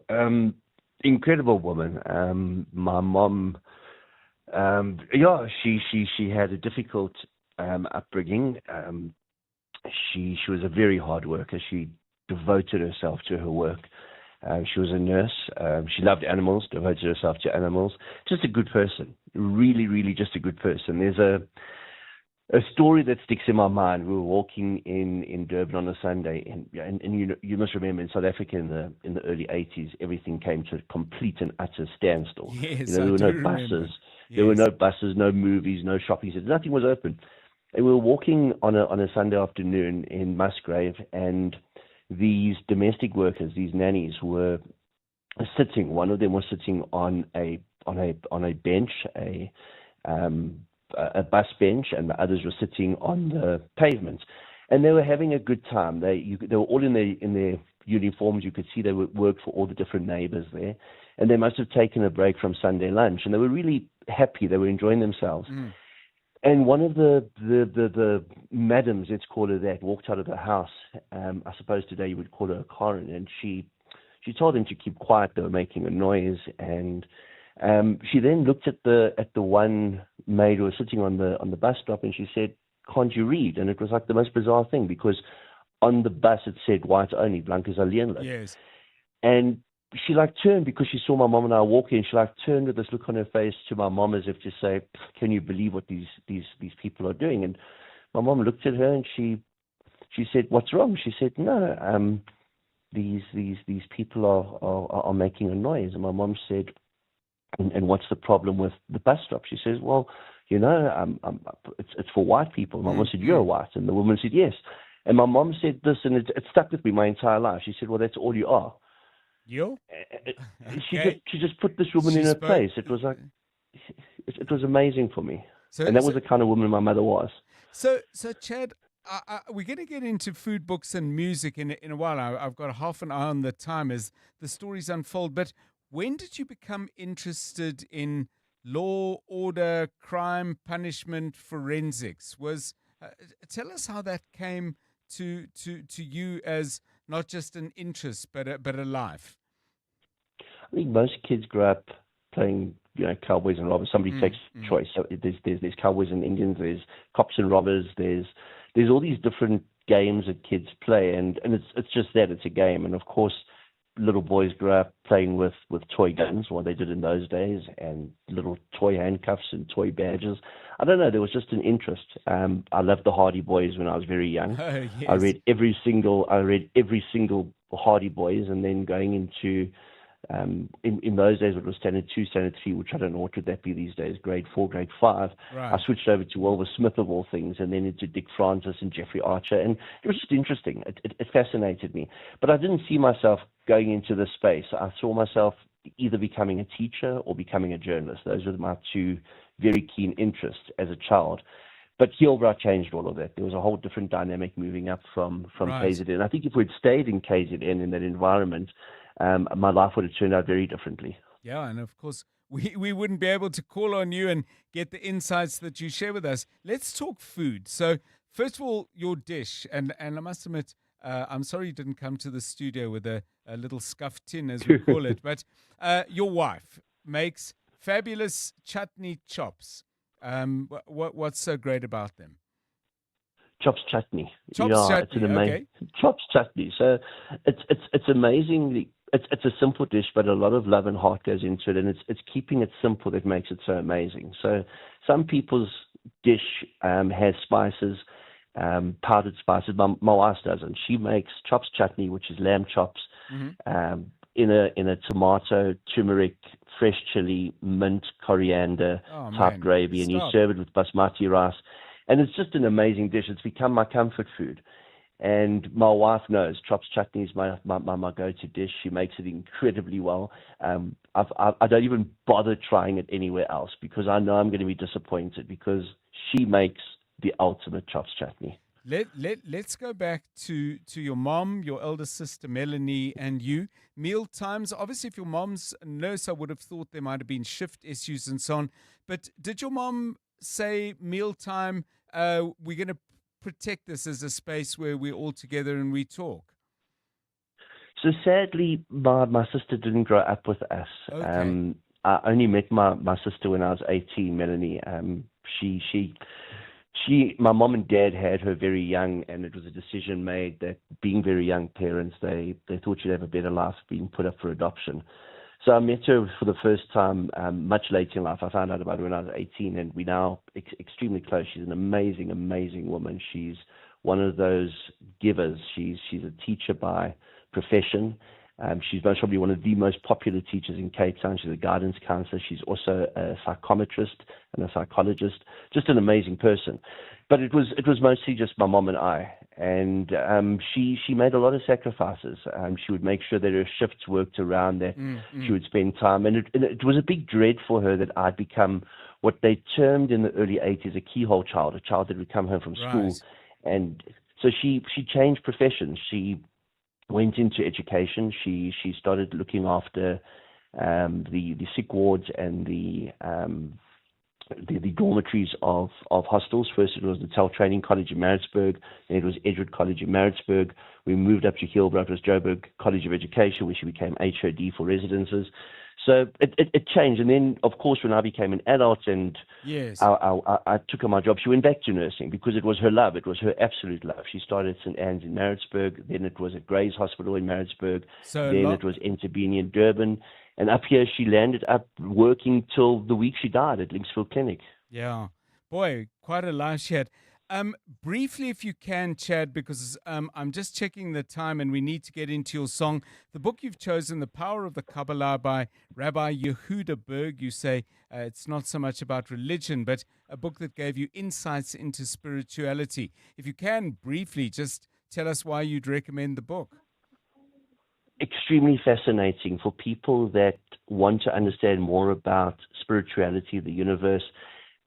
This book, it's almost an eye-opener. The Kabbalah is fascinating, and I'm raised Catholic, and I'll be buried as a Catholic. I was married as a Catholic. I was confirmed as a Catholic. I had my first Holy Communion as a Catholic, but I'm interested by all religions. And I picked up this book to read the one day by Rabbi Berg. He's obviously a rabbi from New York, and he'd written this book about the Kabbalah. And it's like a light went off because it's not about Judaism. It's not about any specific religion.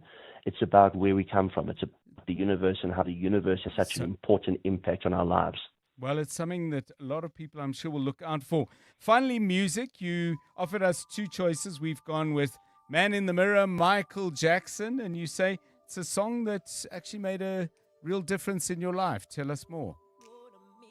Yeah, I battled a lot with alcohol and with drugs, and I wanted to improve people's lives around me, but I couldn't do that until I improved my own life. And I think that song makes so much sense. If you listen to the words of the song, you can't make a difference unless you start with yourself.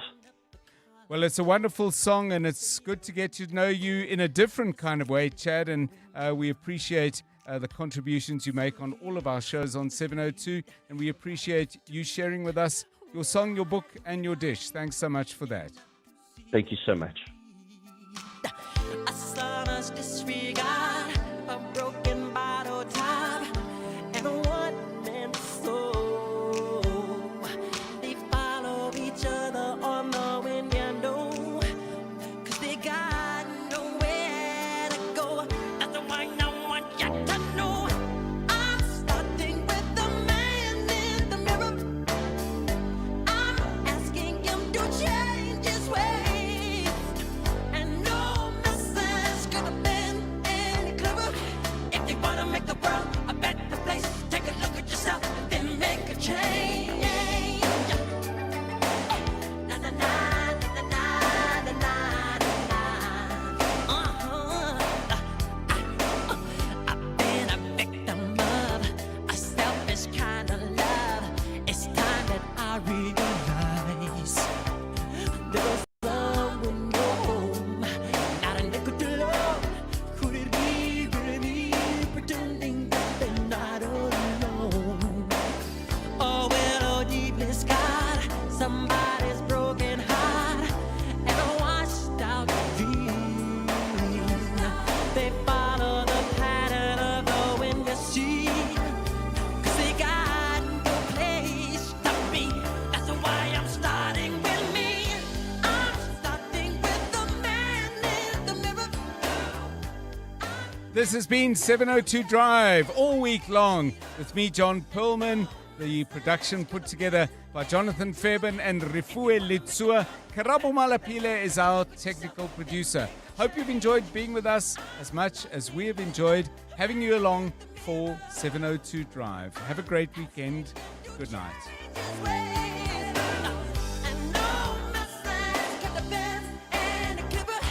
If you wanna make the world a better place, take a look at yourself, then make that change. Starting with the man in the mirror. Change his ways. And now, The Money Show with Moteo Paripe On 702. Let's walk the talk.